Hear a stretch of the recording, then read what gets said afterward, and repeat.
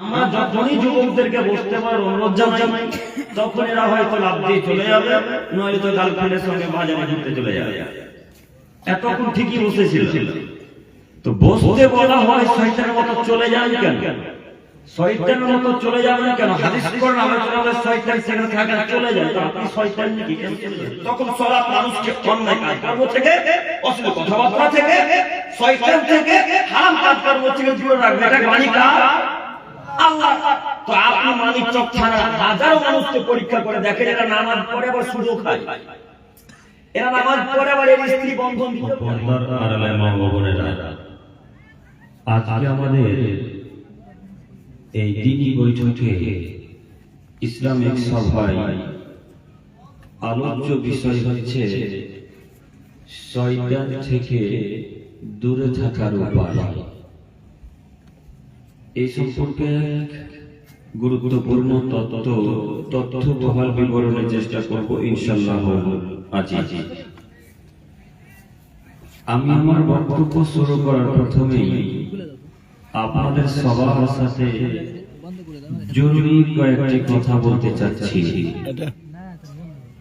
তার প্রথম জরুরি কথা হচ্ছে এই, আপনারা সকলেই বলুন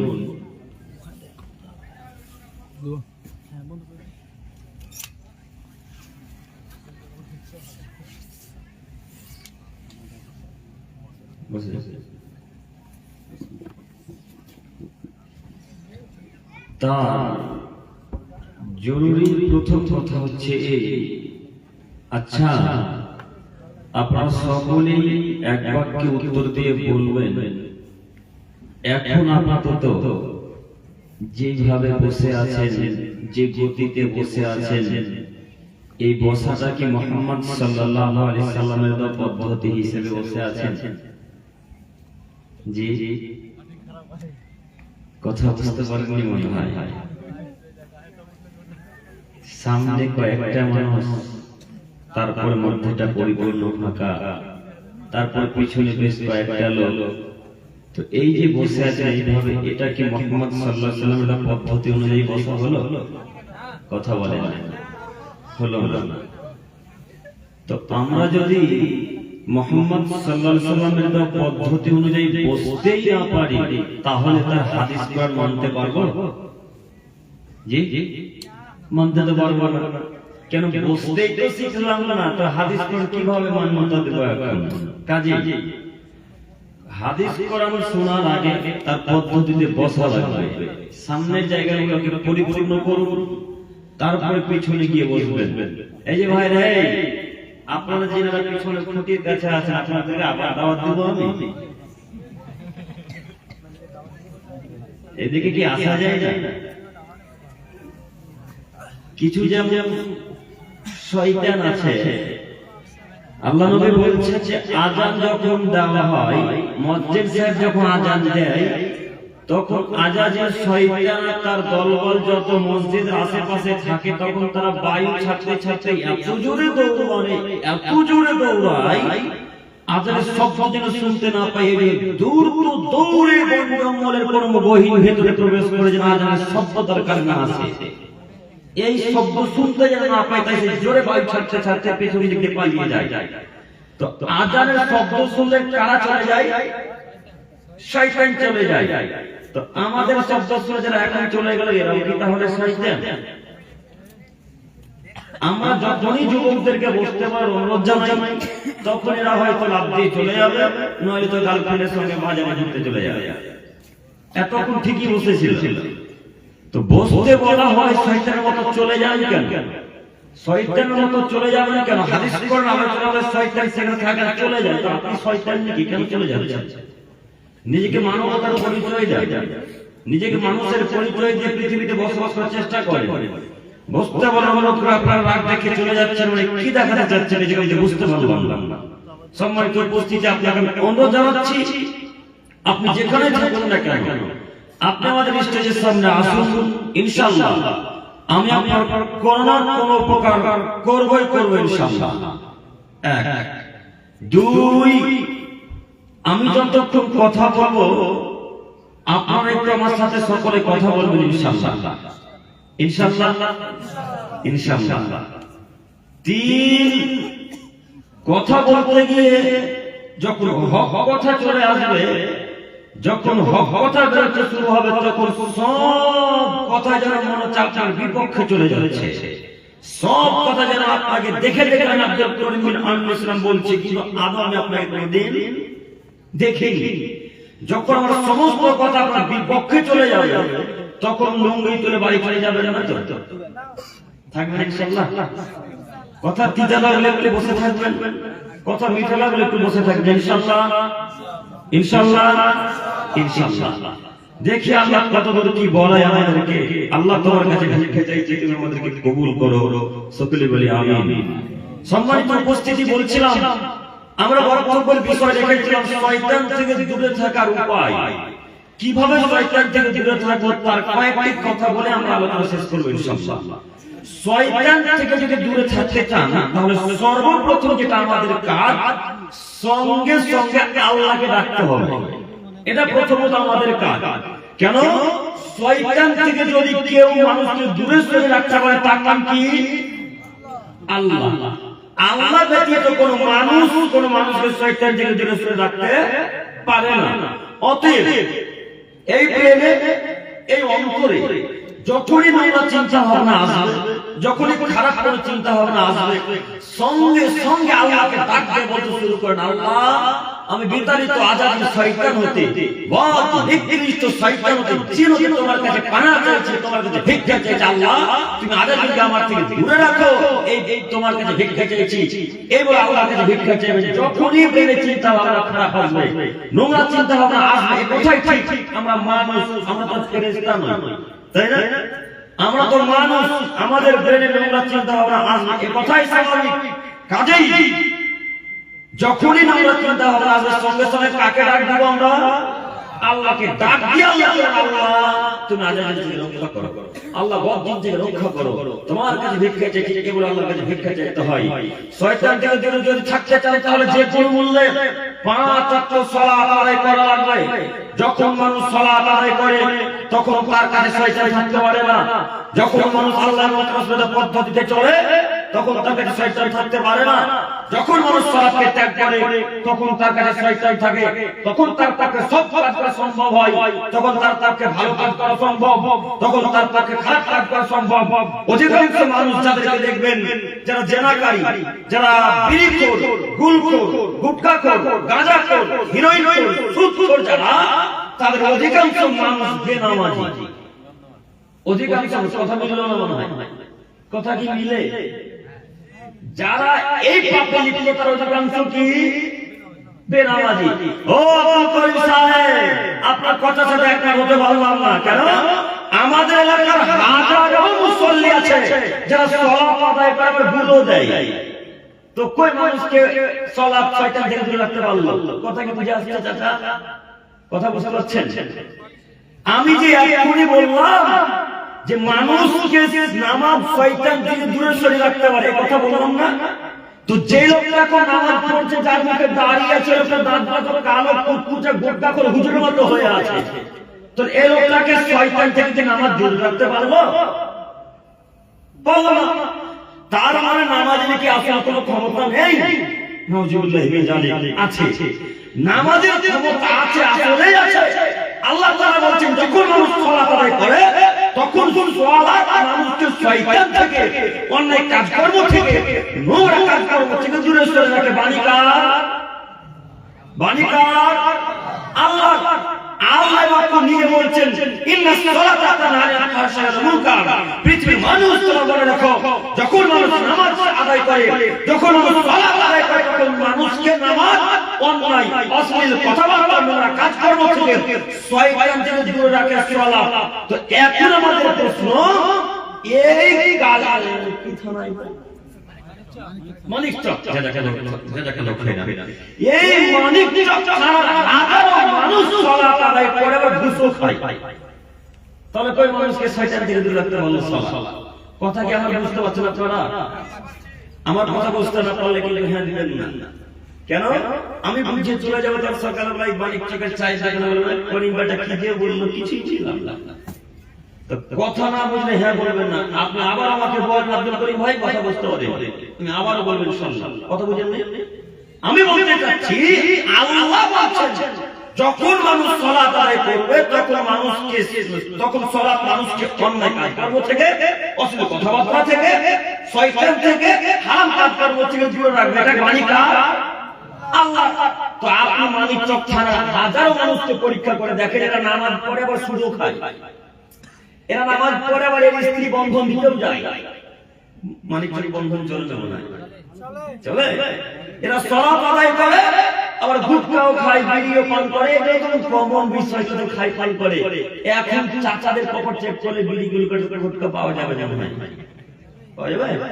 দেখেন এরা মুসলমানের বাচ্চা, এরাই নাকি প্রকৃত মুসলিম।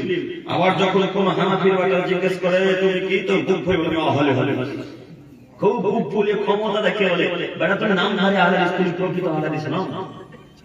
প্রকৃত আহলে হাদিস সেই যে নোংরা কথার বিরুদ্ধে লাঠি মেরে দিতে পারে, যে বিড়ি গুলগুল করে মুখে লাঠি মেরে দিতে পারে, যে শয়তানি কর্মে লাঠি মেরে দিতে পারে, সুদের মুখে ঘুষের মুখে লাঠি মেরে দিতে পারে, এই প্রকৃত আহলে হাদিস। এরা নামধারী আহলে হাদিস, এদের দ্বারা আহলে হাদিস পরিচালিত হয় না।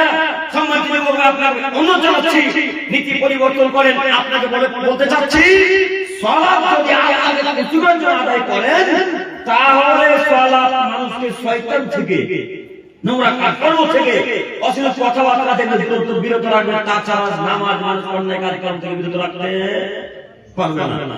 এখন আমরা যারা মানিক চকে সালাত আদায় করি, 1099টা মানুষ আমরা আল্লাহকে খুশি করার জন্য সালাত আদায় করি না, মানুষকে খুশি করার জন্য নামাজ আদায় করি, তাই না? আপনার আব্বার বয়স হচ্ছে 45 বছর, বা আপনার আব্বার বয়স হচ্ছে 55 বছর, তা আপনার বাপ সালাত এই জন্য আদায় করে, আপনার শ্বশুর আসবে 2 দিন পর, তখন দেখবে বিহাই এত বড় হয়ে গেল, চুলদারি সব থেকে গেল, তাও নামাজ পড়ে না। এই কথা শুনবে না, এই ভয় আপনার নামাজ পড়ে। কথা বুঝতে পারেন না? আপনি বারবার আপনাকে বলে আপনি সালাত আদায় করেন না, সালাত আদায় করেন না, কেন করেন না? আপনার এত বয়স হয়ে গেল, আপনি কেন সালাত আদায় করেন না? আপনাকে যেন খুশি করতে পারে আপনার বাপ, তাই না পড়ে। আপনার বাপ প্রকৃতভাবে আল্লাহকে খুশি করার জন্য সালাত আদায় করে না। যদি আপনি প্রকৃতভাবে আল্লাহকে খুশি করার জন্য সালাত আদায় করত, তাহলে নিজ সালাত অন্যায় কাজকর্ম থেকে আমার বাপকে বিরত রাখতো, নিজ আপনার শয়তান থেকে নামাজ বিরত রাখতো, নিজ আমার বাপকে নামাজ সুদ ঘুষ থেকে বিরত রাখতে পারতো। এই কথা আল্লাহ তাআলা মানি। শুনুন বিচার, আপনাকে আমি অনুরোধ করে যাচ্ছি, শয়তান থেকে যদি বিরত রাখতে থাকতে চান, শয়তানের কর্ম ত্যাগ যদি করতে চান, এক নিষ্ঠভাবে আল্লাহকে রাখতে হবে যে কোনো মূল্যে। আজকে থেকে পারবো ইনশাআল্লাহ, পারবো ইনশাআল্লাহ। কোন ছেলেকে, কোন মেয়েকে, কোন ভাইকে, কোন বিয়াইকে খুশি করার জন্য সালাত আদায় করব না। যদি এই ত্যাগ করতে পারেন, তাহলে শয়তান আপনার কাছে আসতে পারবে না। আর যদি বলবো যে সালাত আদায় করলে শয়তান থাকবে, মানুষ শয়তান থাকবে, জিন শয়তান থাকবে, সবাই আপনার সাথে থাকবে, আপনাকে লুটে লুটে খাবে। সম্মানিত বিষয়, আপনাকে অনুরোধ জানাচ্ছি এতটুকু যে কোন মূল্যে যে কর্ম করব, কেন না কার জন্য করব?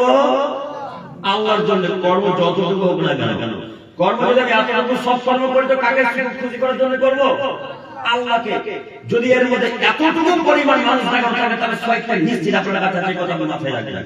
সম্মানিত বিষয় বলছিলাম, শয়তান থেকে দূরে যদি থাকতে চান, তাহলে যে কোনো মূল্যে আপনাকে সালাত আদায় করা লাগবেই।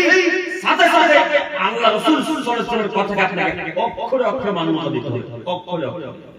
আল্লাহ নবী বললেন, পৃথিবীর মানুষ যখন তোমার বাড়িতে প্রবেশ করবে, তখন সালাম দিয়ে প্রবেশ করবে। আল্লাহ তাআলা বলেন, পৃথিবীর মানুষ যখন তোমার নিজ ঘরে ব্যতীত অন্য কারো গৃহে প্রবেশ করবে, অন্য কারো বাড়িতে প্রবেশ করবে, তখন সালাম দিয়ে প্রবেশ করবে। প্রমাণ আল্লাহ তাআলা বলেন, ইয়া আইয়ুহাল্লাযীনা আমানু, হে সারা পৃথিবীর ইমানদার মানব সম্প্রদায়, যখন তোমরা নিজ ঘর ব্যতীত অন্য কারো বাড়িতে প্রবেশ করবে, তখন সালাম দিয়ে অনুমতি নিয়ে প্রবেশ করবে।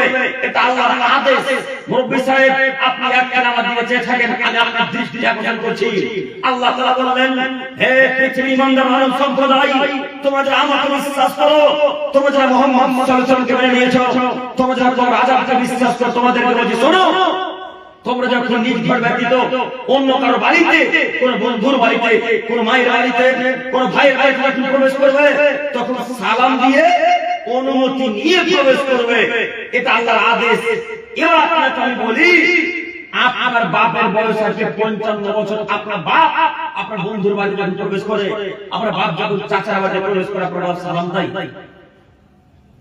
জি জি, সালাম দেয়। কেন? আপনার বাপ দিন ধর্ম বোঝে না, আপনার বাপ হাদিস বোঝে না, তাই সালাম দেয় না। আল্লাহ নবী বলছেন, যেই বাড়িতে মানুষ সালাম দিয়ে প্রবেশ করে, ওই বাড়িতে শয়তান থাকতে পারে না। যেই বাড়িতে মানুষ সালাম দিয়ে প্রবেশ করে, ওই বাড়িতে কে থাকতে পারে না? শয়তান। আপনি যখন সালাম দেবেন, তখন আপনাদের বাড়িতে শয়তান থাকবে না। সম্মানিত মুরব্বি সাহেব, সম্মানিত যুবক ভাই, আপনাকে বলি, মায়ের ঘরে প্রবেশের পূর্বে সালাম দিয়ে অনুমতি প্রবেশ করতে হয়। মায়ের ঘরে প্রবেশ করার পূর্বে সালাম দিয়ে অনুমতি প্রবেশ করতে হয়। আব্দুল করিম সাহেব কেমন কথা বলছেন? আমি আমার মায়ের কাছে যাব, সালাম দিব মানে আমি আমার মায়ের কাছে প্রবেশ করব, অনুমতি দিব মানে কি বলতে চাচ্ছেন? আপনার কথা মেনে নিতে পারলাম না। এই আপনাকে বুঝাতে চাচ্ছি, মায়ের ঘরে প্রবেশের পূর্বে সালাম দিতে এই কারণে, অনুমতি নিতে এই কারণে, আপনাদের এই মানিকগঞ্জ থানাতে প্রচন্ড গরম পড়েছে। অত্যন্ত গরমের কারণে আপনার মা ঘরে টিকতে পারে না, দরজার পর্দাকে ফেলে দিয়ে, দরজাকে ঠেকে দিয়ে আপনার আমার শরীরের চাদর, গামছা, কাপড়, ছায়া ব্যাগ ফেলে দিয়ে এখন ঘরে থাকতে পারে না। পাবে তো? আপনার আমার নিজের ঘরে এটা অধিকার নেই? অধিকার আছে না নেই? কথা বলেন। অধিকার তো আছে। আপনার মাকে গরম লেগেছে, এখন আপনার আমার ছায়া ব্যাগ করে থাকতে হবে, তার নিজের রুম, সেটা তার ব্যক্তিগত ব্যাপার। এখন যদি আপনি সালাম না দিয়ে প্রবেশ করেন, আপনার অঙ্গ হয়ে আছে, এখন তাড়াহুড়া করবেন না, গায়ে হাতে চাদর দিতে পারবে? পারবে না। যদি আপনি মায়ের ঘরে প্রবেশের পূর্বে সালাম দিতেন, অনুমতি নিতেন, তো মা তাড়াহুড়া করে একটা চাদর গায়ে দেওয়ার চেষ্টা করতো না? করতো তো। তো আপনি সালাম না দিয়ে মায়ের ঘরে প্রবেশ করলেন কেন? আমরা কি কেউ চাই মায়ের কোনো অবস্থা দেখতে? এই চিন্তা করার ব্রেনে আসাই ঠিক নয়। এরপর জাতিকে বলার শেখানোর জন্য বলতে হয়, এই জন্য মায়ের ঘরে প্রবেশের পূর্বে সালাম দিতে হয়। যুবক, তোমাকে বলে যাচ্ছি, বাপের ঘরে প্রবেশের পূর্বে সালাম দিয়ে প্রবেশ করো। তোমার বাপ ফোন করে তখন তুমিও বলো হ্যালো, তোমার বাপও বলে হ্যালো। বাপ বেটা দুজনে অশিক্ষিত মানুষ তোমরা। কেন হ্যালো বলার পূর্বে আসসালামু আলাইকুম বলা গেল না?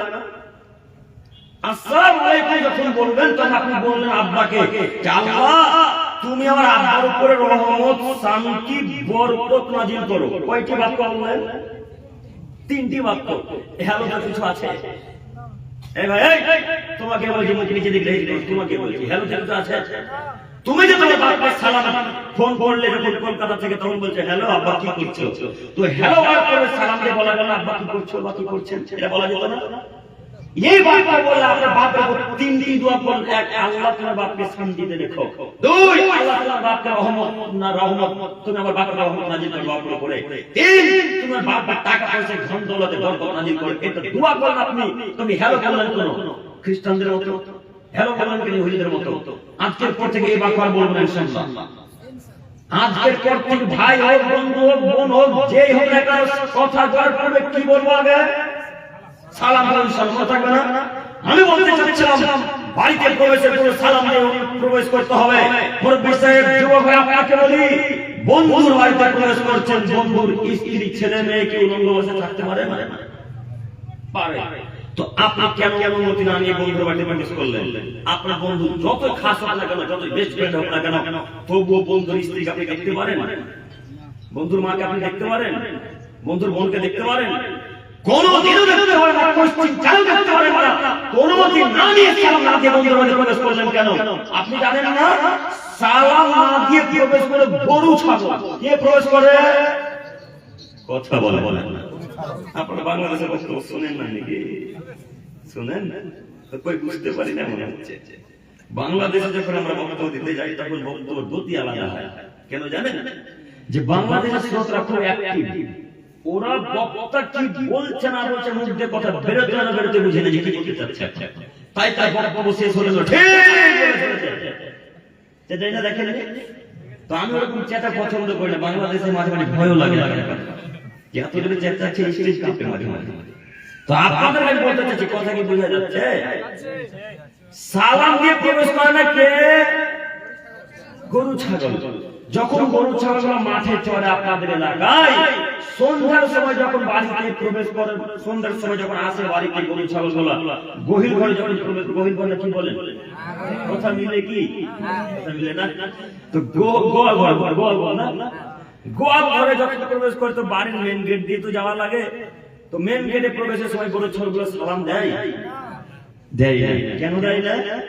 গরু ছাগল কথা বলতে পারে না তাই দেয় না, কিন্তু তোমার বাপ কথা বলতে পারে, তোমার মাও কথা বলতে পারে, তুমিও কথা বলতে পারো, এই বাক্য প্রমাণ করে তুমি, তোমার বাপ, তোমার মা, তোমার ভাই, তোমার স্ত্রী, তোমার ছেলে, তোমার সবাই গরু ছাগল খাইতেও খারাপ, গরু ছাগল কথা বলতে পারে তাই সালাম দেয় না, তোমার বাপ ভাড়া কথা বলতে পারো, আল্লাহ সুন্দর জীবন দিয়েছে, আল্লাহ বরকত দিয়েছে, সালাম না দিয়ে বাপের বাড়িতে প্রবেশ করলেন কেন? সালাম না দিয়ে বাড়িতে প্রবেশ করলেন কেন? আল্লাহ নবী বলছেন যখন মানুষ বাড়িতে সালাম দেয় তখন সে বাড়িতে শয়তান থাকতে পারে না, সেই বাড়িতে কোনো শয়তান আসতে পারে না, সে বাড়িতে শয়তান ঝামেলা করতে পারে না। এই যুবক তুমি শুনে রাখো, তোমাকে বলতে চাচ্ছি তুমি বাড়িতে প্রবেশের পূর্বে সালাম দাও, যদি আজকের পর থেকে বাড়িতে প্রবেশের পূর্বে সালাম দাও তাহলে ওই বাড়িতে আর ঝামেলা হবে না ইনশাআল্লাহ। আজকের পর থেকে সালাম দিতে পারবো না ইনশাআল্লাহ, পারবো না ইনশাআল্লাহ।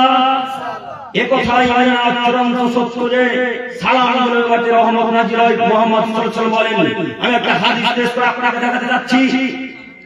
জাবের রাদিয়াল্লাহু তাআলা বলেন, রাসূল সাল্লাল্লাহু আলাইহি ওয়াসাল্লাম বলেছেন, ইদা দাখালা রাজুলু বাইতাহু, যখন কোন মানুষ বাড়িতে প্রবেশ করবে সে যেন বলে আসসালামু আলাইকুম ওয়া রাহমাতুল্লাহ, আল্লাহ নবী বলেছেন ফাদাকারা ইনদা দুখুলিহি ওয়া ইনদা তাওমিহি, যদি কোন মানুষ বাড়িতে প্রবেশের পূর্বে বাড়িতে সালাম দিয়ে প্রবেশ করে, খাদ্য শুরুতে বিসমিল্লাহ বলে যদি খাদ্য শুরু করে, তাহলে শয়তান বলে লা ইলাহা ইল্লাল্লাহ আসা, এই শয়তানের দলবল তোমরা শোনো, এক শয়তান আরো শয়তানকে ডাক দিয়ে বলে, এই শয়তানের দলবল তোমাদেরকে বলছি শোনো, আজকে মালিক থেকে খাওয়ার ব্যবস্থা নেই, আজকে আব্দুর রহমানের বাড়িতে থাকার ব্যবস্থা নেই, আজকে আব্দুল খালিকের বাড়িতে থাকার ব্যবস্থা নেই, আজকে আব্দুর রহমানের বাড়িতে খাওয়ার ব্যবস্থা নেই। কেন? আব্দুর রহমানের বাড়িতে প্রবেশের সময় সালাম দিয়েছে, আব্দুর রহমান খাদ্য শুরুতে বিসমিল্লাহ বলে বলতে, চলো আমরা এই বাড়ি থেকে চলে যাই, আমরা এমন একটা বাড়ি খোঁজ করবো যে বাড়ির লোক বাড়িতে সালাম না দিয়ে প্রবেশ করেছে, যে বাড়ি মানুষ খাবার সময় বিসমিল্লাহ না বলেছে, এমন একটা বাড়ি চলো, এই বাড়িতে থাকার ব্যবস্থা নেই, এই বাড়িতে খাওয়ার ব্যবস্থা নেই। শয়তান অন্যান্য শয়তানদেরকে বলতে থাকে, শুনুন মুরব্বি স্যার আপনাকে বলি, আপনি আজকে মাগরিবের সময় বাড়িতে প্রবেশ করেছিলেন, বাড়িতে সালাম দেননি, তখন ওই বাড়িতে কি শয়তান ছিল না? ছিল। মুহাম্মদ সাল্লাল্লাহু আলাইহি ওয়াসাল্লাম বাণীতে হাদিস সহিহ মুসলিম মিসকাত, সহিহ মুসলিম মিসকাত হাদিস, এই কথা মাথায় রাখবেন, মুসলিমের হাদিস মিথ্যা করে দেবেন ইনশাআল্লাহ। সম্মানিত মুরব্বি সাহেব, আমি বলতে চাচ্ছিলাম যে এই বাড়িতে সালাম দেয় বাড়িতে শয়তান থাকে না, কথা আল্লাহ নবী বলছেন। আমি আপনাকে বলতে চাচ্ছি যে এই বাড়িতে এখন পর্যন্ত মানুষ সালাম আলা দিয়ে প্রবেশ করে, ওই বাড়িতে শয়তান আছে, কথাই ঠিক, নিশ্চিত আছে। তাই মাঝে মাঝে দেখা যায় বাপ বেটাতে ঝামেলা শুরু হয়েছে, হয় না? মানিক চোখে ঝামেলা হয় না, ছেলে বাপে হয়, মাঝে মাঝে দেখা যায় মায়ের বাপে ঝগড়া, মাঝে মাঝে দেখা যায় ভাই ভাই ঝামেলা, মাঝে মাঝে দেখা যায় ভাই ভাই ঝামেলা। কেন? ওই বাড়িতে শয়তান আছে, ওই বাড়িতে রহমত নেই, ওই বাড়িতে বরকত নেই, ওই বাড়িতে শান্তি নেই। কেন? ওই বাড়ির মানুষ তো কেউ মুহাম্মদ সাল্লাল্লাহু আলাইহি ওয়াসাল্লাম অনুসরণ করে না, এরা সব অনুসরণ করে ইহুদি খ্রিস্টানদের। ইহুদি খ্রিস্টানদের নীতি যারা অনুসরণ করবে তারা পশ্চিম কালো কোনোদিনও শান্তি লাভ করতে পারে না। অতএব বলছিলাম মুরব্বি সাহেব, যদি আজকে থেকে সালাম দেন বাড়িতে, তো ওই বাড়িতে শয়তান থাকতে পারে না। আর একটা কথা হচ্ছে, ওই যে আপনার একটা বাচ্চা ছেলে আছে, যে বাচ্চা ছেলের বয়স আজকে 7 মাস, আপনার স্ত্রী যতবার দুধ পান করেছে আপনার বাচ্চা ছেলেটাকে বিসমিল্লাহ না বলে দুধ পান করে, ওই দুধ নিশ্চিত শয়তানে পান করেছে। মুহাম্মদ সাল্লাল্লাহু আলাইহি ওয়াসাল্লাম, আপনি এক কাপ চা পান করছেন, তো চা পান করার পরে কি বলা লাগবে? আগে কথা বলেন বিসমিল্লাহ বলা লাগবে। এখন যদি বিসমিল্লাহ না বলেন তো ওই চা কে পান করবে? এখন আমি কি কথা বোঝাতে পারছি? ওই চা এখন কে পান করবে? শয়তানে পান করবে। খাদ্যের শুরুতে যখন কোনো মানুষ বিসমিল্লাহ না বলে, ওই খাদ্য কে খাবে? শয়তান। আব্দুল করিম সাহেব কথা বুঝতে পারলাম আপনার, কিন্তু দেখেন একটা কথা, আমরা তো মানুষ, মানুষ যদি ভুল করবে না ফেরেশতা করবে? মানুষই ভুল করবে। আব্দুল করিম সাহেব খাদ্যের শুরুতে বিসমিল্লাহ বলে ভুলে গেছি, এখন কি করব? এখন আল্লাহ একটা দ্বিতীয় পথ দিলেন, তিনি বললেন যখন তোমরা বিসমিল্লাহ বলতে ভুলে যাবে তখন বলবে বিসমিল্লাহি আওয়ালুহু ওয়া আখিরা। মনে থাকবে ইনশাআল্লাহ। বিসমিল্লাহ বলতে ভুলে গেলে আমি কি বলবো? বিসমিল্লাহি আউয়ালুহু ওয়া আখিরা। মনে থাকবে ইনশাআল্লাহ। ইনশাআল্লাহ। এবার আপনাকে বলি, আপনার স্ত্রী এমএ পাস ছাত্রী, আপনার স্ত্রী স্তনে দুধ যতবার আপনার ছেলে আপনাকে পান করেছে, ওই দুধ ততবার শয়তানে পান করেছে, নিজ জিদ পান করেছে, অবহেলিত করেছে, অবশ্যই করেছে। আল্লাহ নবী যখন বলেছে তখন করবেই করবে। আপনার স্ত্রীকে বলেন, রহিমা আজকের পর থেকে বিসমিল্লাহ বলে পান করাতে হবে, নইলে এই দুধ আব্দুল্লাহর সাথে শয়তানও পান করবে। বলতে পারবো স্ত্রীকে আজকে থেকে ইনশাআল্লাহ? বলতে পারবো তো? সম্মানিত মুরব্বি সাহেব, বিসমিল্লাহ বললে খাদ্যে বরকত জোটে, বিসমিল্লাহ বললে দুধে বরকত জোটে, বিসমিল্লাহ বলে খাদ্যে বরকত জোটে। অতএব যে কোনো মূল্যে আমরা বিসমিল্লাহ বলে খাদ্য পান করা শুরু করবো, খাওয়া শুরু করবো ইনশাআল্লাহ। ইনশাআল্লাহ মনে থাকবে ইনশাআল্লাহ। আপনারা একটা বক্তব্য দেখেছিলেন কিনা বলতে পারি না, রায়গঞ্জে বক্তব্য দিচ্ছিলাম, তো বক্তব্য শেষ হবে এমন অবস্থায় একটা লোক প্রশ্ন করে বসেছে, আপনি যে কিছুক্ষণ আগে বললেন যে সব খাদ্যের শুরুতে বিসমিল্লাহ বলতে হবে, তো খৈনি খাওয়ার শুরুতেও কি বিসমিল্লাহ বলতে হবে? লিখিত প্রশ্ন এসেছিল, দেখেন আপনার যুবক ভাইরা তো দেখাতে হবে, খৈনি খাওয়ার শুরুতে কি বল বিসমিল্লাহ কি বলতে হবে? তো আপনারা কি মনে করেন খৈনি খাওয়ার শুরুতে বিসমিল্লাহ বলতে হয় নাকি? হয়? ইন্না লিল্লাহি ওয়া ইন্না ইলাইহি রাজিউন। খৈনিটা হালাল না হারাম? তো হারাম আর বিসমিল্লাহ লাগে, তো আপনি কেন জিজ্ঞাসা করছেন? সম্মানিত মুরব্বি সাহেব, এই যত নোংরা কাজ কর্ম আমরা খাদ্যতে কেউ তো বিসমিল্লাহ বলবো না, মনে থাকবে না ইনশাআল্লাহ? মনে থাকবে ইনশাআল্লাহ? ইনশাআল্লাহ। সম্মানিত মুরব্বি সাহেব, আমি বলছিলাম বাড়িতে প্রবেশের পূর্বে সালামকে আজকে পর থেকে দিতে পারবো? পারবো ইনশাআল্লাহ? ইনশাআল্লাহ। আল্লাহ তুমি আমাদেরকে কবুল করো, সকলে বলি আমিন। একটা কথা মাথায় রাখবেন, স্ত্রীকে বারবার বলবেন, শোনো রহিমা, যখন তুমি হাঁড়ির পাতিল থেকে ভাত তুলবে তখন বিসমিল্লাহ বলে ডান হাত ডান দিকে দিয়ে ভাত তুলবে, তার ওই খাদ্যে বরকত জুড়বে ইনশাআল্লাহ। আর আপনার স্ত্রীকে বলে দিবেন, আপনার স্ত্রীকে বলে দিবেন, একটু রাখেন, আপনার স্ত্রীকে বলে দিবেন বারবার যে পাতিল থেকে যখন ভাত তুলবে তখন বারবার যেন প্লেটটা তুলে না দেখে যে আর কতটা ভাত আছে, কতটা ভাত আছে, এই খাদ্য বারবার না দেখে। যদি আপনার স্ত্রী বারবার খাদ্য না দেখে তাহলে খাদ্যের বরকত কমে যাবে। আপনার স্ত্রী কড়াই বোঝেন, কড়াই গোস্ত রান্না করেছে, দেশি মুরগির গোস্ত, তো একটা দেশি মুরগির ওজন হচ্ছে 750, রান্না করার পর হয়ে গেছে 500 গ্রাম। তো এই 500 গ্রাম গোস্ত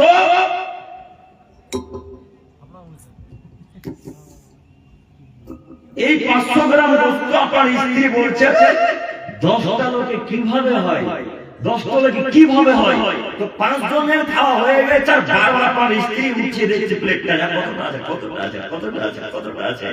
আপনার স্ত্রীকে বলেন, আর রহিমা শোনো, গোস্ত যতটুকু থাকে খা, বিসমিল্লাহ বলে বলতে শুরু করো, যতক্ষণ পর্যন্ত লোকের খাওয়া শেষ না হয় ততক্ষণ পর্যন্ত তুমি প্লেটটা উঠিয়ে দেখবে কতটুকু আছে। এবার বলতে পারবেন ইনশাআল্লাহ? পারবেন ইনশাআল্লাহ? ইনশাআল্লাহ। ওই খাদ্যের মাংসে বরকত জুড়বে, এটা রাসূলের বাণী। আপনারা বলতে চাচ্ছিলাম বাড়িতে প্রবেশের পূর্বে খাদ্যের শুরুতে বিসমিল্লাহ বলেন, বাড়িতে প্রবেশের পূর্বে সালাম দেন, তাহলে শয়তান থাকতে পারবে না। আমি যে বাক্য বলতে এতটা চলে এলাম, আমি বলছি যখন নোংরা চিন্তা ভাবনা আসবে সঙ্গে সঙ্গে আল্লাহকে ডাক দিয়ে বলেন, আল্লাহ তোমার দরবারে ভিক্ষা চাইছি, তুমি আমাকে শয়তানকে রক্ষা করো। আল্লাহ সুবহানাহু ওয়া তাআলা কোরআন মাজিদের মধ্যে হুবহু এই কথাই তিনি বলছেন।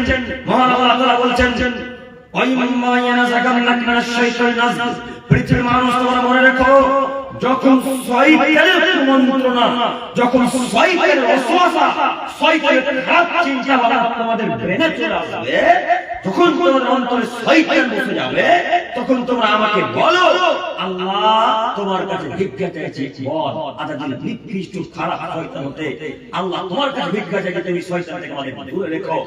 পরবর্তী আল্লাহ তাআলা বলছেন, ইন্নাহু হুয়াস সামিউল আলিম, পৃথিবীর মানুষ তোমরা মনে রেখো, তোমরা যা কিছু কর্ম করো না কেন আমি আল্লাহ তাআলা সবকিছু অবগত, সবকিছু জানি, সবকিছু দেখতে পাই।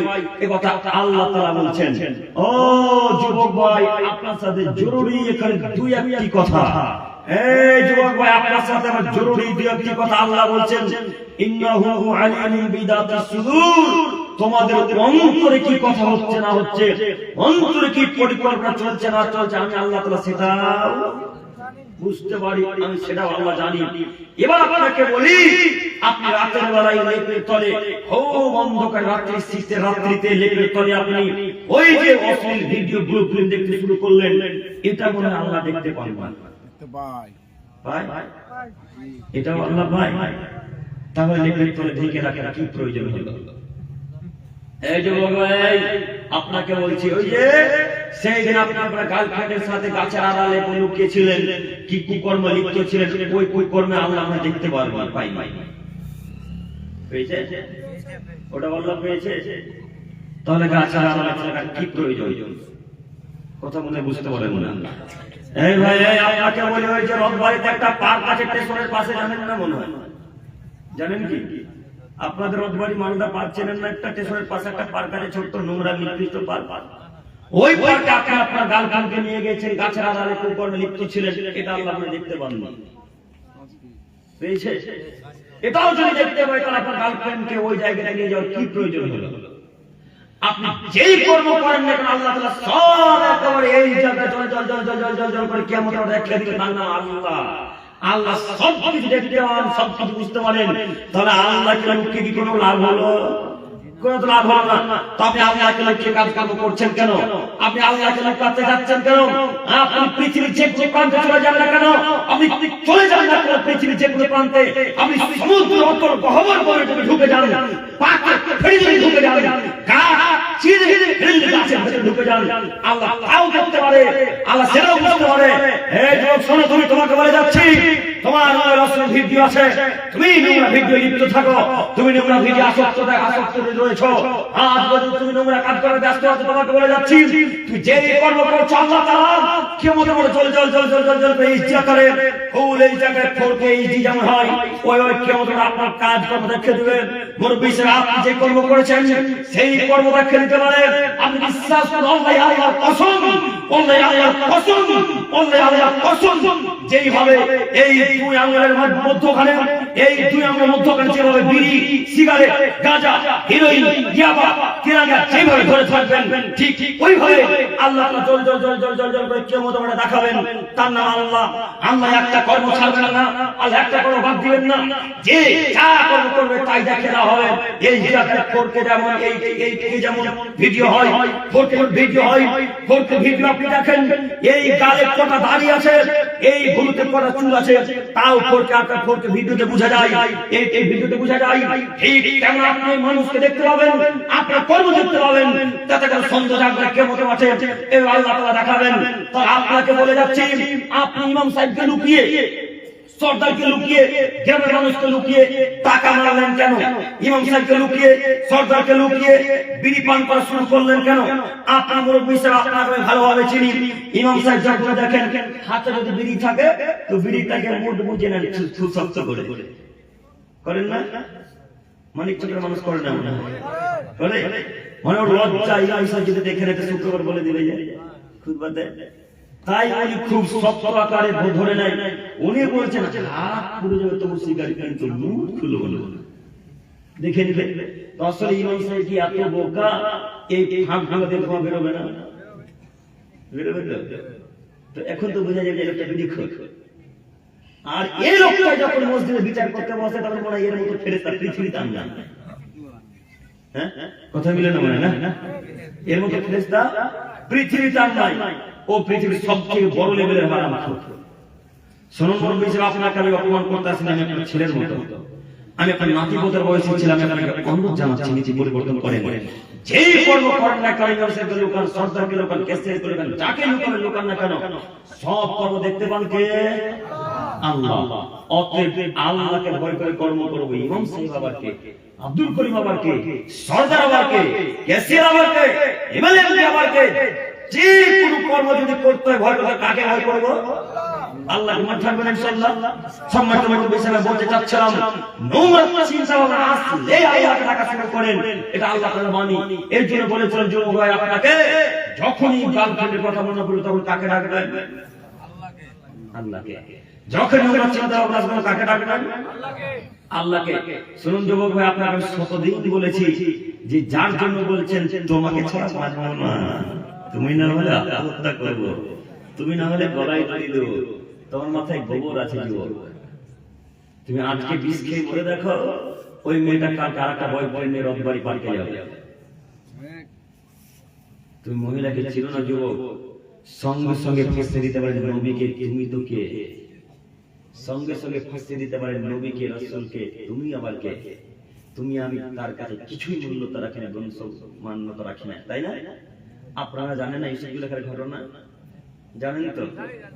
ইউসুফ জুলেখার ঘটনা যদি মনে থাকে তো আপনি কেন তার মিথ্যা কথা পাল্লাতে পড়ছেন? ইউসুফ জুলেখার ঘটনা আপনারা জানেন যে কে দোষী ওখানে, কে দোষী গো? জুলাইখা দোষী।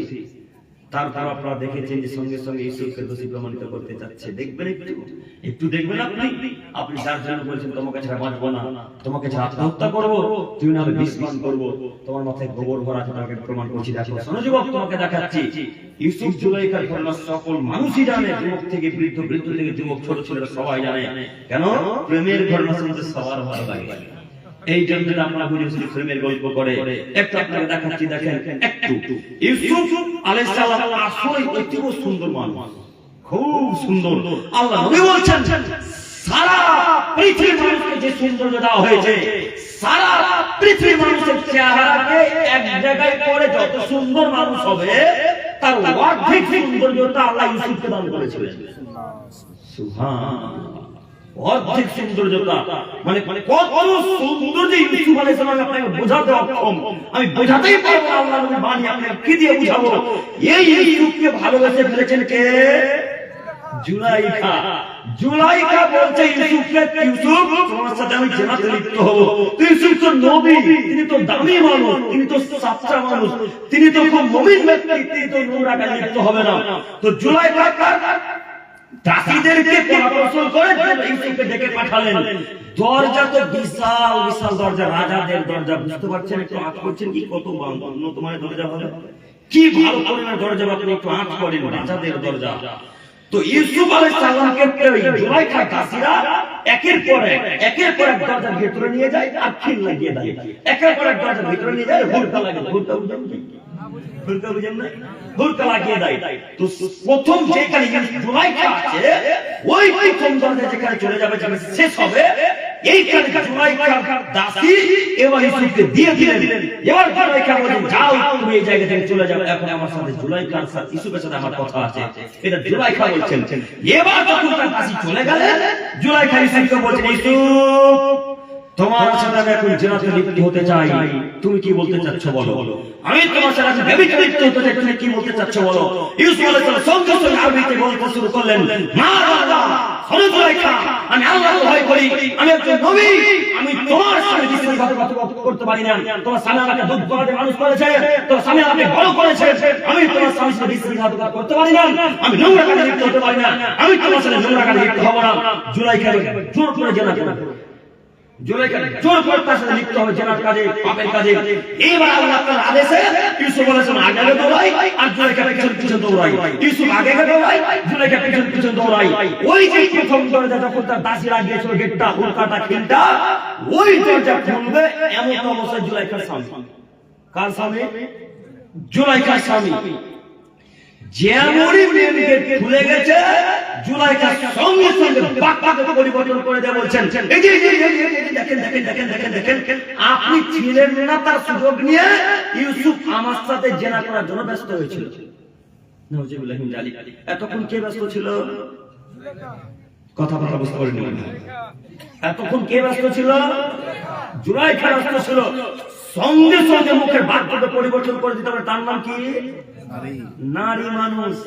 সঙ্গে সঙ্গে কথাকে পরিবর্তন করে দিতে হবে, তার নাম কি? নারী মানুষ। তোমার মাথায় গোবর আছে যুবক, তুমি যে গার্লফ্রেন্ডকে নিয়ে নেতাজি পার্কে গেছো, তুমি যে গার্লফ্রেন্ডকে নিয়ে রথবাড়ি পার্কে গেছো, ওই মেয়েটা সঙ্গে সঙ্গে কথা পরিবর্তন করতে পারে না, পারে তো নারী জাতি তোমাকে ধ্বংস করে দেবে, কথা মনে রাখো। শয়তান বলছেন, আরে আমাকে কেউ যদি হার মারাতে পারে তার নাম নারী মানুষ, আমাকে কেউ যদি হারাতে পারে তার নাম নারী মানুষ। পুরুষ আমাকে হার মারাতে পারে না। আমার চক্রান্তের কাছে নারীর চক্রান্ত, আমার চক্রান্তের কাছে নারীদের চক্রান্ত আরো শক্তিশালী। আরে আমার চক্রান্ত কি নারী চক্রান্ত শত গুণ শক্তিশালী। শয়তান চক্রান্তের চাইতে শয়তান নারীর কাছে হার মারে, তার নাম শয়তান, তার নাম নারী। এই যে আল্লাহ নবী বললেন নারী হচ্ছে শয়তানের জাত, নারী হচ্ছে শয়তানের জাল। নারী যখন রঙে চলাচল করে, বেশ্যালয়ে পতিতালয়ে মহিলারা চলাচল করে, তখন তাদের প্রতি নজর দিও না। ও শয়তান তোমাকে আকৃষ্ট করে ফেলবে, তোমাকে ধ্বংস করে ফেলবে। এই যে সমাজে তোমাকে বলছে তুমি কলেজের ছাত্র, তোমাকে আমি মানি, তুমি তোমাকে আমি বুঝেছি, আমিও কলেজের ছাত্র, তোমাকে আমি বিশ্বাস করি, তুমি খুব সৎ ছেলে, তুমি খুব মানুষ ভালো ব্যক্তি, তুমি নারী পালে করে নিজের ক্যারিয়ারকে নষ্ট করে তোমাকে ধ্বংস করে যাচ্ছি। আজকের পর থেকে কোনো মহিলার পাল্লাতে আর পারবো না ইনশাআল্লাহ, পারবো না ইনশাআল্লাহ। না গার্লফ্রেন্ড কে ছাড়া থাকা যায়? দেখেন এই সব যুবক কেউ ইনশাআল্লাহ বলে হ্যাঁ না না। এই যে মনে রাখবেন একটা কথা আপনাকে আমি বলে যাচ্ছি, নীতি পরিবর্তন করেন, নাহলে কিয়ামতের মাঠে টিকতে পারবেন না। এখানে দুই একটি কথা আপনাকে আমি দুটি উপদেশের কথা বলে যাচ্ছি। আজকে এইখানে যদি নারী পাল্লা থেকে চলে বিরত থাকতে পারেন, আর যদি তওবা করে নেন, তো শয়তানের মাথাতে আর কাজ করবে না। কেন? শয়তানের ওয়াদা আল্লাহর সাথে। কি ওয়াদা? যখন আল্লাহ শয়তানকে বলে দিল, এই আজাজিল, তোকে আমি আজকে থেকে কাফের ঘোষণা করে দিলাম, তোকে আজকে থেকে আমি জাহান্নামী ঘোষণা করে দিলাম, তখন আজাজিল আল্লাহর সাথে ওয়াদা করলো, আল্লাহ এই আদমের ছেলে মেয়ের জন্য আপনি আমাকে জাহান্নামী ঘোষণা করলেন, আল্লাহ আদমের ছেলে মেয়ের জন্য আমাকে আপনি কাফের ঘোষণা করলেন, আচ্ছা ঠিক আছে, আমারও আপনার সাথে ওয়াদা, যতক্ষণ পর্যন্ত আমি আদমের ছেলে মেয়েকে জাহান্নামের গেটে ভরে না দিচ্ছি, ততক্ষণ পর্যন্ত আমি আজাজিল চুপ থাকবো না। এটা কার ওয়াদা? আজাজিলের ওয়াদা কার সাথে? আল্লাহর সাথে। আপনি এখন তওবা করেন, আজাজিলের ব্রেন আর করবে না। কেন? ছি ছি ছি ছি ছি, ছেলেটা তওবা করে নিল, আরে আমি তার সাথে ওয়াদা করেছি যে জাহান্নামে ভরবো, এই কেমনে জান্নাতে যেতে পারে না, আমি জান্নাত যেতেই দেব না।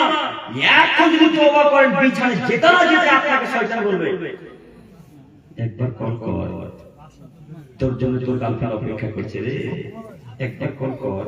এরকম যদি ধরুন আসবে না, আছে তো সঙ্গে সঙ্গে শয়তান আপনার অন্তরে ব্রেনে চলে এসে আপনাকে এই চিন্তা ভাবনা দিবে, তখন ঠিকই আপনার আস্তে আস্তে হাতটা মোবাইল দিয়ে চলে যাবে, আর কিন্তু নিজেকে নিয়ন্ত্রণ করতে পারবেন না।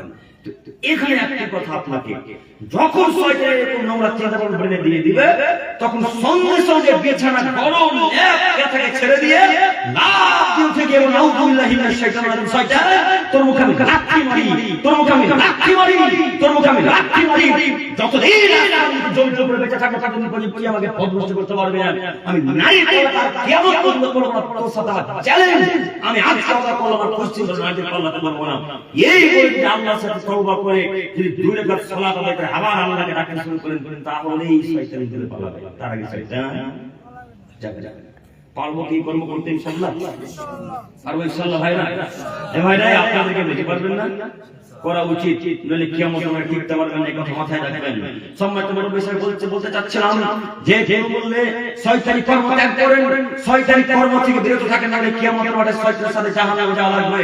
এরপর আয়াত মহান আল্লাহ তাআলা বলেন, ফায়দা কারাতাল কোরআন, পৃথিবীর মানুষ তোমরা মনে রাখো, যখন তোমরা কোরআন তেলাওয়াত করবে, ফাস্তাইদ বিল্লাহি মিনাশ শাইতানির রাজিম, তখন তোমরা সঙ্গে সঙ্গে বলো, আল্লাহ আমি তোমার কাছে আজাজিল বিতাড়িত বদ শয়তান হতে রক্ষা চাইছি, তুমি আমার কাছ থেকে আজাজিলকে দূরে রাখো।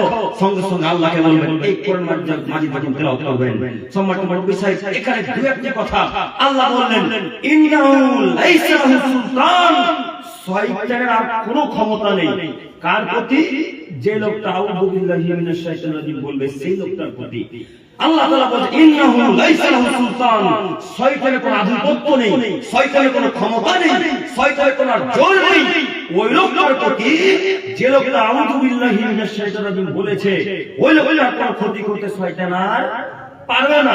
ওয়া আলাল্লাযিনা আমানু, এবং যারা ঈমান এনেছে তাদের শয়তান কোনো ক্ষতি করতে পারবে না।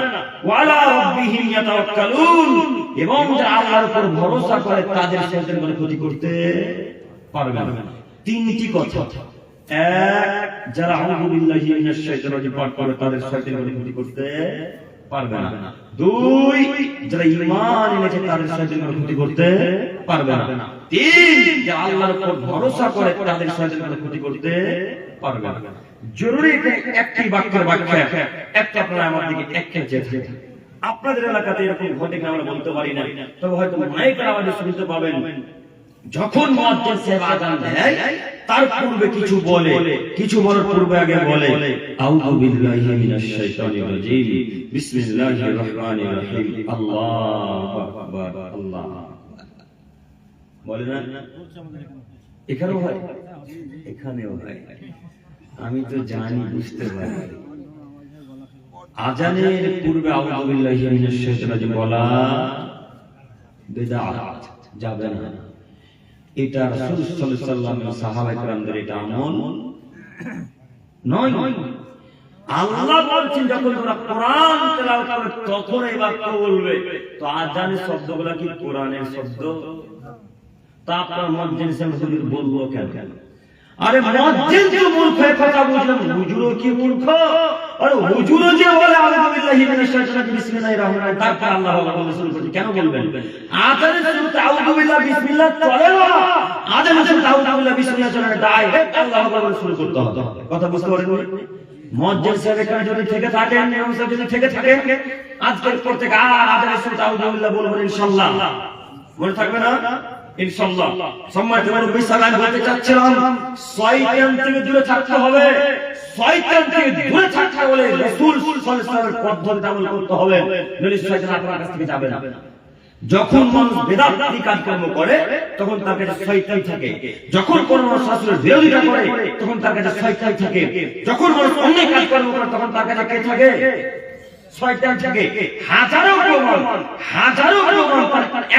একের পর এক প্রমাণ পেশ করেছেন সাল্লাল্লাহু। তার আগে জোরে করে একটা কথা পেশ করতে যাচ্ছি, যখন কোনো মানুষ বেদাতি কর্ম করে তখন তার কাছে শয়তান চলে আসে। কেন? যখন মানুষ সৎকর্ম করে শয়তান তার কাছে আসতে পারবে না। রাসূল সাল্লাল্লাহু আলাইহি ওয়াসাল্লাম পদ্ধতি যারা চলবে তাদের কাছে ছোট্ট শয়তান আসতে পারবে না। বেদাতি কর্ম করলে শয়তান আসতে পারে। সম্মানিত মুরব্বি সাহেব, শয়তানি কর্ম ত্যাগ করেন, বেদাতি কর্ম ত্যাগ করেন, নইলে শয়তানের সাথে যাওয়া লাগবে। সম্মানিত মুরব্বি সাহেব, শয়তানি কর্ম আপনাকে আরো দেখাচ্ছি। ওই যে চলে গেল কিছুদিন আগে 31 নাইট গেল, 1 জানুয়ারি গেল, 2 জানুয়ারি গেল, 3 জানুয়ারি গেল, 4 জানুয়ারি গেল। মানিক চকের মানুষ কেউ রান্না বান্না করতে যায়নি কোনো জায়গায়। গিয়েছিল আল্লাহ আন্তর্জাতিক আল্লাহ হাদিস তো ডিজে বক্স না, একেবারে মাটি কাঁপতে দিচ্ছে। 14 ফুটের ডিজে বক্স, 15 ফুটের ডিজে বক্স, 8 ফুটের ডিজে বক্স। আচ্ছা এই যে ভাই, আপনি যে ওখানে ডিজে বক্স বাজাচ্ছিলেন ওটাকে আপনার বাপের দিন? কিসের খুশিতে গেলেন ওখানে? আচ্ছা আপনি যখন ডিজে বক্স বাজালেন কোন খুশিতে করলেন? কি খুশিতে? একটু তো কোনো কারণ থাকতে হবে, এমনি উদযাপন করছেন খুশি। আচ্ছা মেনে নিলাম যে 31 নাইটের জন্য খুশি উদযাপন করলেন, তো 31 নাইটকে আপনার ধর্ম? কথা বলেন না। পহেলা জানুয়ারি কি আপনার দিন? পহেলা বৈশাখ কি আপনার দিন? আপনার দিন নয়। পহেলা বৈশাখ হলো হিন্দু ভাইদের প্রথম দিন। কাদের দিন? হিন্দু ভাইদের প্রথম দিন। আর পহেলা জানুয়ারি হলো খ্রিস্টানদের প্রথম দিন। কথা বলেন, কার প্রথম দিন? খ্রিস্টানদের প্রথম দিন। এই দুই দিনে কোন একটা দিন আপনার আছে? আপনার নেই। তো আপনি কি খুশিতে ওখানে গান বাজনা বাজালেন? কিসের জন্য আপনি রান্না বান্না আয়োজন করলেন ওখানে? কেন আপনি ডিজে বক্স বাজাতে বাজাতে হাজার দড়ি গেলেন? কেন আপনি ডিজে বক্স বাজাতে বাজাতে দেখি ওই গঙ্গা নদী তো গিয়েছে, এদিকে আর কি পার্ক আছে যে আদিনা কি খুশিতে গেলেন? কেন গেলেন? আপনি কিসের জন্য গেলেন? আপনাকে বলবো শয়তানি কর্ম ত্যাগ করবেন। যারা 31 নাইটকে মান্যতা দিয়েছে তারা কি সব মুহাম্মদ সাল্লাল্লাহু আলাইহি ওয়াসাল্লামকে মানে? কথা বলেন, তারা কি মুহাম্মদ সাল্লাল্লাহু আলাইহি ওয়াসাল্লামকে মান্যতা দেয়? তারা মুহাম্মদ সাল্লাল্লাহু আলাইহি ওয়াসাল্লামকে মান্যতা দেয় না। যারা 31 নাইটকে মূল্যায়ন করে, যারা পহেলা জানুয়ারিকে মূল্যায়ন করে, যারা 25 ডিসেম্বরকে মূল্যায়ন করে, যারা 2 জানুয়ারিকে মূল্যায়ন করে, এরা মুহাম্মদ সাল্লাল্লাহু আলাইহি ওয়াসাল্লামকে মান্যতা দেয় না। এরা ইহুদিকে মূল্যায়ন করে, এরা খ্রিস্টানকে মূল্যায়ন করে, এরা শয়তানকে মূল্যায়ন করে। গান বাজনা বাজানোর কাজ একটা শয়তানি কাজ, গান বাজনা বাজানোর কাজ একটা শয়তানি কাজ। গান জানা বাজে তারা শয়তান, তারা ইবলিস শয়তানের দলবল, তারা আজাদিদের দলবল, তারা মুহাম্মদ সাল্লাল্লাহু আলাইহি ওয়াসাল্লামের দলবল নয়। শোনো যুবক, তোমাকে বলে যাচ্ছি, বলে গেল ইহুদিদের প্রথম, খ্রিস্টানদের প্রথম দিন, পয়লা বৈশাখ হিন্দুদের প্রথম দিন। এই দুই দিন আমার আপনার একটা ধর্ম নয়। আপনি পরিচালকের মূল্যায়ন করলেন কেন? আপনি কি ইহুদির বাচ্চা? আপনি কি খ্রিস্টানের বাচ্চা? আপনি কি নাসারার বাচ্চা? আপনি কি বৌদ্ধদের বাচ্চা? আপনি কি হিন্দুদের বাচ্চা? আপনি পরিচালকের মূল্যায়ন করবেন কেন? আপনি হাদিসের বাচ্চা, আপনি মুহাম্মদ সাল্লাল্লাহু আলাইহি ওয়াসাল্লামের উম্মত, আমরা রক্ত ভাই মুহাম্মদের নীতি, আমরা রক্ত ভাই সাহাবীদের নীতি, আমরা রক্ত ভাই ইব্রাহিম আলাইহিস সালামের নীতি। আপনি ইহুদিদের নীতি মূল্যায়ন করতে পারেন না, আপনি খ্রিস্টানের নীতি মূল্যায়ন করতে পারেন না, আপনি হিন্দুদের নীতি মূল্যায়ন করতে পারেন না, আপনি 30% মূল্যায়ন করলেন কেন? আপনি 45% মূল্যায়ন করলেন কেন?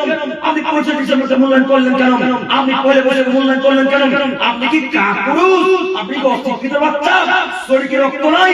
ওরা ইহুদি, ওরা খ্রিস্টান, ওরা নাসারা, ওরা যারা খ্রিস্টানের মুসলমান বাচ্চারাকে হিন্দুরা কাটাকাটি কাটছেন, তাহলে খ্রিস্টান ইহুদি বাচ্চারা সেই দিন আমেরিকাতে খুশি উদযাপন করবে। বেটা, তুমি তাদের ধর্ম মান্যতা দিলে কেন? তুমি কি নাসারা? তুমি কি 30% মূল্যায়ন করবে?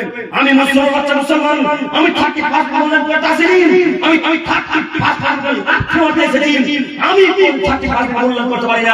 আপনি ছেলে ছেলে কাপুরুষ, আপনার ছেলে ছেলে কাপুরুষ, আপনার ছেলে ছেলে কাপুরুষ, আপনারা কাপুরুষ, তাই 30% মূল্যায়ন করেছেন, তাই গান বাজনা বাজিয়েছে। কই আমাদের ছেলে, আমাদের ভাই তো গান বাজনা বাজাতে গেল না, তার মানে বোঝা যাচ্ছে আপনি পুরুষ নন, আপনি কাপুরুষ, আপনি হিজড়া মানুষ, তাই ছেলে গান বাজনা বাজাতে পেরেছেন। আপনি কাপুরুষ, আপনি হিজড়া মানুষ, তাই নিজের মেয়েকে ফিস্ট করে রান্না বান্না করার আয়োজন করতেন, মেসেঞ্জার পাঠিয়ে দিলেন, এদিকে আদিকে আপনারা পাঠিয়ে দিলেন, এদিকে আপনি হাজার পাঠিয়ে দিলেন। কেন আপনারা মেয়েকে গান বাজনা বাজাবেন? আপনার ছেলে ইহুদি খ্রিস্টান নন, আপনার মেয়ে খ্রিস্টান নয়, আপনাদের পরিবারে কেউ খ্রিস্টান, কেউ ইহুদি নয়। কেন এই নীতিকে মূল্যায়ন করলেন? কেন তিনি মূল্যায়ন করলো? আপনাকে কি দিয়ে বুঝাই? মুহাম্মদ সাল্লাল্লাহু আলাইহি ওয়াসাল্লাম বললেন, মান তাসাফা বিকওমিন ফামিনহুম, পৃথিবীর মানুষ তোমাদের ঈমান এনেছে, তোমাদের বলে শোনো, যদি আমি মুহাম্মদ সাল্লাল্লাহু আলাইহি ওয়াসাল্লাম আমাকে বাদ দিয়ে যদি কোনো জাতিকে অনুসরণ করো, তাহলে তোমরা তাদের সাথে জাহান্নামে থাকবে। এখন আপনারা সকলে মিল্কির মানুষ বলেন না, সরি মানিকচকের মানুষ, আপনারা সকলে মানিকচকের মানুষ বলেন যে ইহুদি খ্রিস্টান জান্নাত যাবে না, জাহান্নামে যাবে, জাহান্নামে যাবে। সম্মানিত মুসলিম, মনে রাখবেন একটি কথা, আমার নবী বলেছেন পৃথিবীর মানুষ, তোমরা মনে রাখো, তোমাদেরকে একটা কথা বলে যাচ্ছি, আজ যদি মুসা আলাইহিস সালাম পৃথিবীর বুকে জীবিত থাকতেন, আজ যদি মুসা আলাইহিস সালাম পৃথিবীর বুকে জীবিত থাকতেন, আর তোরা সবাই যদি আমি মুহাম্মদ সাল্লাল্লাহু আলাইহি ওয়াসাল্লাম বাদ দিয়ে মুসার ধর্ম মান্যতা দিতে, মুসাকে যদি মানতে, তাহলে তোমরা সবাই জাহান্নামে যেতে, তোমরা সবাই জাহান্নামে যেতে, তোমরা সবাই পথভ্রষ্ট হতে। কেন? আমি মুহাম্মদ সাল্লাল্লাহু আলাইহি ওয়াসাল্লাম বেঁচে আছি যতদিন পর্যন্ত, ততদিন পর্যন্ত কোনো নবী রাসূল চলবে না। আমি আমার পরে কোনো নবী রাসূল নেই।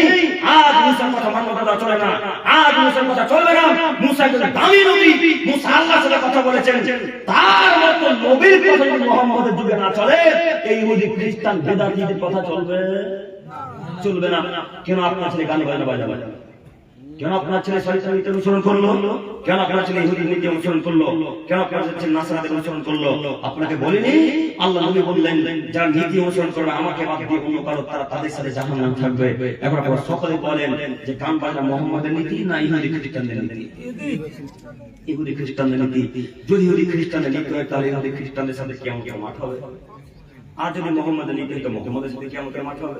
তো মুহাম্মদ সাল্লাল্লাহু আলাইহি ওয়াসাল্লামের নীতি গান বাজনা নয়। প্রমাণ একটু দেখা যাচ্ছে ছোট্ট করে, আব্দুল্লাহ ইবনে ওমর আর আমাদের নবী মুহাম্মদ সাল্লাল্লাহু আলাইহি ওয়াসাল্লাম রাস্তায় চলে যাচ্ছিলেন, যেতে যেতে যেতে যেতে যেতে হঠাৎ গানের শব্দ কানে চলে আসলো। গানে চলে আসা মাত্রই দুই হাতের সাহারাত আঙ্গুলকে শক্ত করে করে নিয়ে দ্রুত রাস্তা থেকে চলে গেলেন। দ্রুত রাস্তা থেকে চলে গিয়ে বললেন, আব্দুল্লাহ হাল তাসমাউ শাইআ, তুমি কি কিছু শব্দ পাচ্ছ? আব্দুল্লাহ হাল তাসমাউ শাইআ, তুমি কি কোনো কিছুর আওয়াজ পাচ্ছ? তো আব্দুল্লাহ আরবি ভাষাতে বললেন, না চিনা কোনো আওয়াজ আসে না। তো আল্লাহ নবী সাল্লাল্লাহু আলাইহি ওয়াসাল্লাম দুই হাতের আঙ্গুলকে দুই কান থেকে বের করে নিলেন। বলেন তো গান বাজনা হারাম না হারাম? হারাম। গান বাজনা হারাম বলছেন আপনার স্ত্রীকে ওই সিরিয়াল দেখতে দিচ্ছেন। দেখে না দেখছে গান বাজনা হারামও বলছেন, আবার একটা যদি আপনার মোবাইলে চেক করা হয় তো শফিকের ভিডিও আছে। শফিককে মূল্যায়ন করে আপনি রুচিতে খারাপ হয়েছে, ব্রেন খারাপ হয়ে গেছে, তার কেটে গেছে মাথা কি নষ্ট হয়েছে, যদি মাথা বাতি চলে যাবে। কেন শফিকের ভিডিওকে মূল্যায়ন করতে হতো? শফিক কি আপনি জানেন না? শফিক আপনার শত্রু, শফিক আল্লাহর শত্রু, শফিক মোহাম্মদ শত্রু, শফিক আহলে হাদিসের শত্রু, শফিক জাতির শত্রু। কেন আপনি তাকে মূল্যায়ন করলেন? কেন মূল্যায়ন করলেন? এই যে যুবক যারা এখন সব ঠিক ঠিক ঠিক ঠিক বলছে, এদের মোবাইল চেক করে হয় ইউটিউব সাবস্ক্রাইব করা আছে, না ফেসবুক ফলো করা আছে, থাকবে না ভাই? জানেন না? আচ্ছা আচ্ছা, তো শফিককে যদি এরা মূল্যায়ন করে তো বেদাতিরা করবে না কেন? বেদাতিরা করবে না কেন? বেদাতিদের উরুসেও গান চলে, জালসাতেও গান চলে, তোরা তো মূল্যায়ন করবেই। আমরা আহলে হাদিসের বাচ্চা, আমরা তো গান বাজনা গান মূল্যায়ন করিনি, কোনদিন করবো না। উরুস বুঝতে পারলেন না নাকি? উরুস বুঝতে পারলেন কি? আর ব্যাখ্যা করার প্রয়োজন নাই, নেই আলহামদুলিল্লাহ। তো আপনি কেন ওর মতো নোংরা একটা ছেলেকে সাপোর্ট করেন, মূল্যায়ন করলেন? আমি বলতে চাচ্ছি, এই যে যুবক ভাই, এই দিকটা তো কাছাকাছি দেখতে পাচ্ছি, এদিকে সব যুবক আর যুবক আর যুবক সব। এই ভাই রে, আপনাদের মোবাইল চেক করে গান বাজনা পাওয়া যাবে না? যাবে? আমি ভাবলাম সবাই একদিন জান্নাত থেকে ফিরে আসলো, পাওয়া যাবে না? আচ্ছা, আমি যদি ফোন করি তো এদের ভেতর থেকে একটা আওয়াজ আছে, কলার টিউন বলেন আপনারা না, তো ওই গানটা আপনি সেভ করলেন কেন? এই ভাই আপনাকে বলছি, সেভ করলেন কেন? আচ্ছা, আমি ফোন করলাম আপনাকে, তো গানটা শুনতে পাবো আমি না আপনি পাবেন? আমি পাবো। তো গানটা শুনে আমি একটু শান্তি তৃপ্তি পাবো, যাই একটা গান শুনলাম, একটা গান লাগিয়েছে আপনার ওখানে, তো গানটা শুনে তৃপ্তি পেল কে? আমি কিছু একটু পেলাম, তো আপনার কি লাভ? কিছু না মানে বুঝতে পারেনি আপনি? ভাই জাহান্নাম নিয়ে একাই যাব, সবাইকে জাহান্নাম নিয়ে একসাথে যাব। কেন? যত লোক ফোন করে সবকে পাপি করবো গান শুনিয়ে, একসাথে জাহান্নামে থাকবে। এদিকে তার প্রেম ঠিক আছে, এদিকে তার বিদ্যা ঠিকই আছে, তাই না স্যার? এদিকে তার বিদ্যা ঠিকই কাজ করে, কিন্তু অন্যদিকে ইসলামের দিকে তার বিদ্যা কাজ করে না।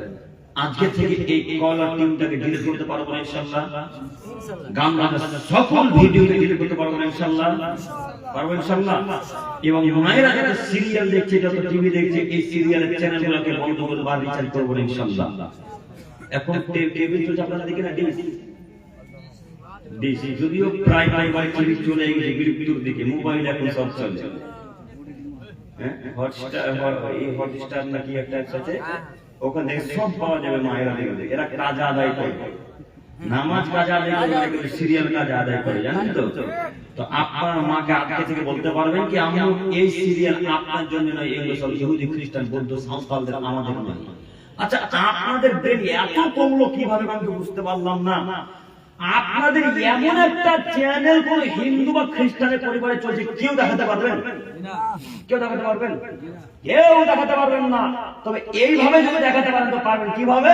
যে আমাদের বক্তব্য হিন্দু খ্রিস্টানরা শুনে, কিসের জন্য শুনে? ভুল ধরার জন্য, যে কখন আমাদের বিরুদ্ধে করে কথা বলছে, এদের ব্যাপারে মামলা করলো, কেস করছে, এই জন্য শুনে, তাই না? কথা বুঝতে পারেন না? যদি কেউ শুনেন শুধু এই জন্যই শুনে, তাছাড়া আর কোনো কারণ নেই। নিজেকে পরিবর্তন করবে এই কারণে শুনে না। আপনাকে বলছি, আপনার বাড়িতে তাদের হাজারো চ্যানেল কিভাবে আছে গো? কিভাবে আছে? আপনার মোবাইলে তাদের হাজারো চ্যানেল কেন সাবস্ক্রাইব করে রেখেছেন? আপনার একটা চ্যানেল আর তাদের পরিবারে দেখার জন্য চলছে। তার মানে কি বুঝতে পারছেন? আপনাকে তারা মানুষই মনে করে না, আপনি অশিক্ষিত, তাই তাদেরকে মূল্যায়ন করছেন। আমি মুসলমান বাচ্চা, মুসলমান আহলে হাদিস পরিবারের ছেলে, আমি কেন খ্রিস্টান ভিডিও দেবো? কেন দেখবো? এটা প্রশ্ন আগে উত্তর দেন, কেন দেখবো? দেখবো কেন? এই প্রশ্নের উত্তর দিতে হবে। সম্মানিত মুরব্বী সাহেব, সম্মানিত যুবক ভাই, সম্মানিত মা ও বাবা, আপনারা বন্ধ চালাচ্ছি। আজকের পর থেকে তাদের চ্যানেল আর সাবস্ক্রাইব করবো না ইনশাআল্লাহ। যত চ্যানেল সাবস্ক্রাইব করে স্যার, আমি সাবস্ক্রাইব করতে পারবো না? পারবো ইনশাআল্লাহ। ইনশাআল্লাহ তুমি আমাদেরকে বোঝার তৌফিক দান করো, সকলে বলি আমিন। সম্মানিত মুরব্বী সাহেব, আমি বলছিলাম মুহাম্মদ সাল্লাল্লাহু আলাইহি ওয়াসাল্লাম বাণী। এবার আপনাকে দেখাই শয়তান থেকে দূরে থাকার আরো কয়েকটি মাধ্যম।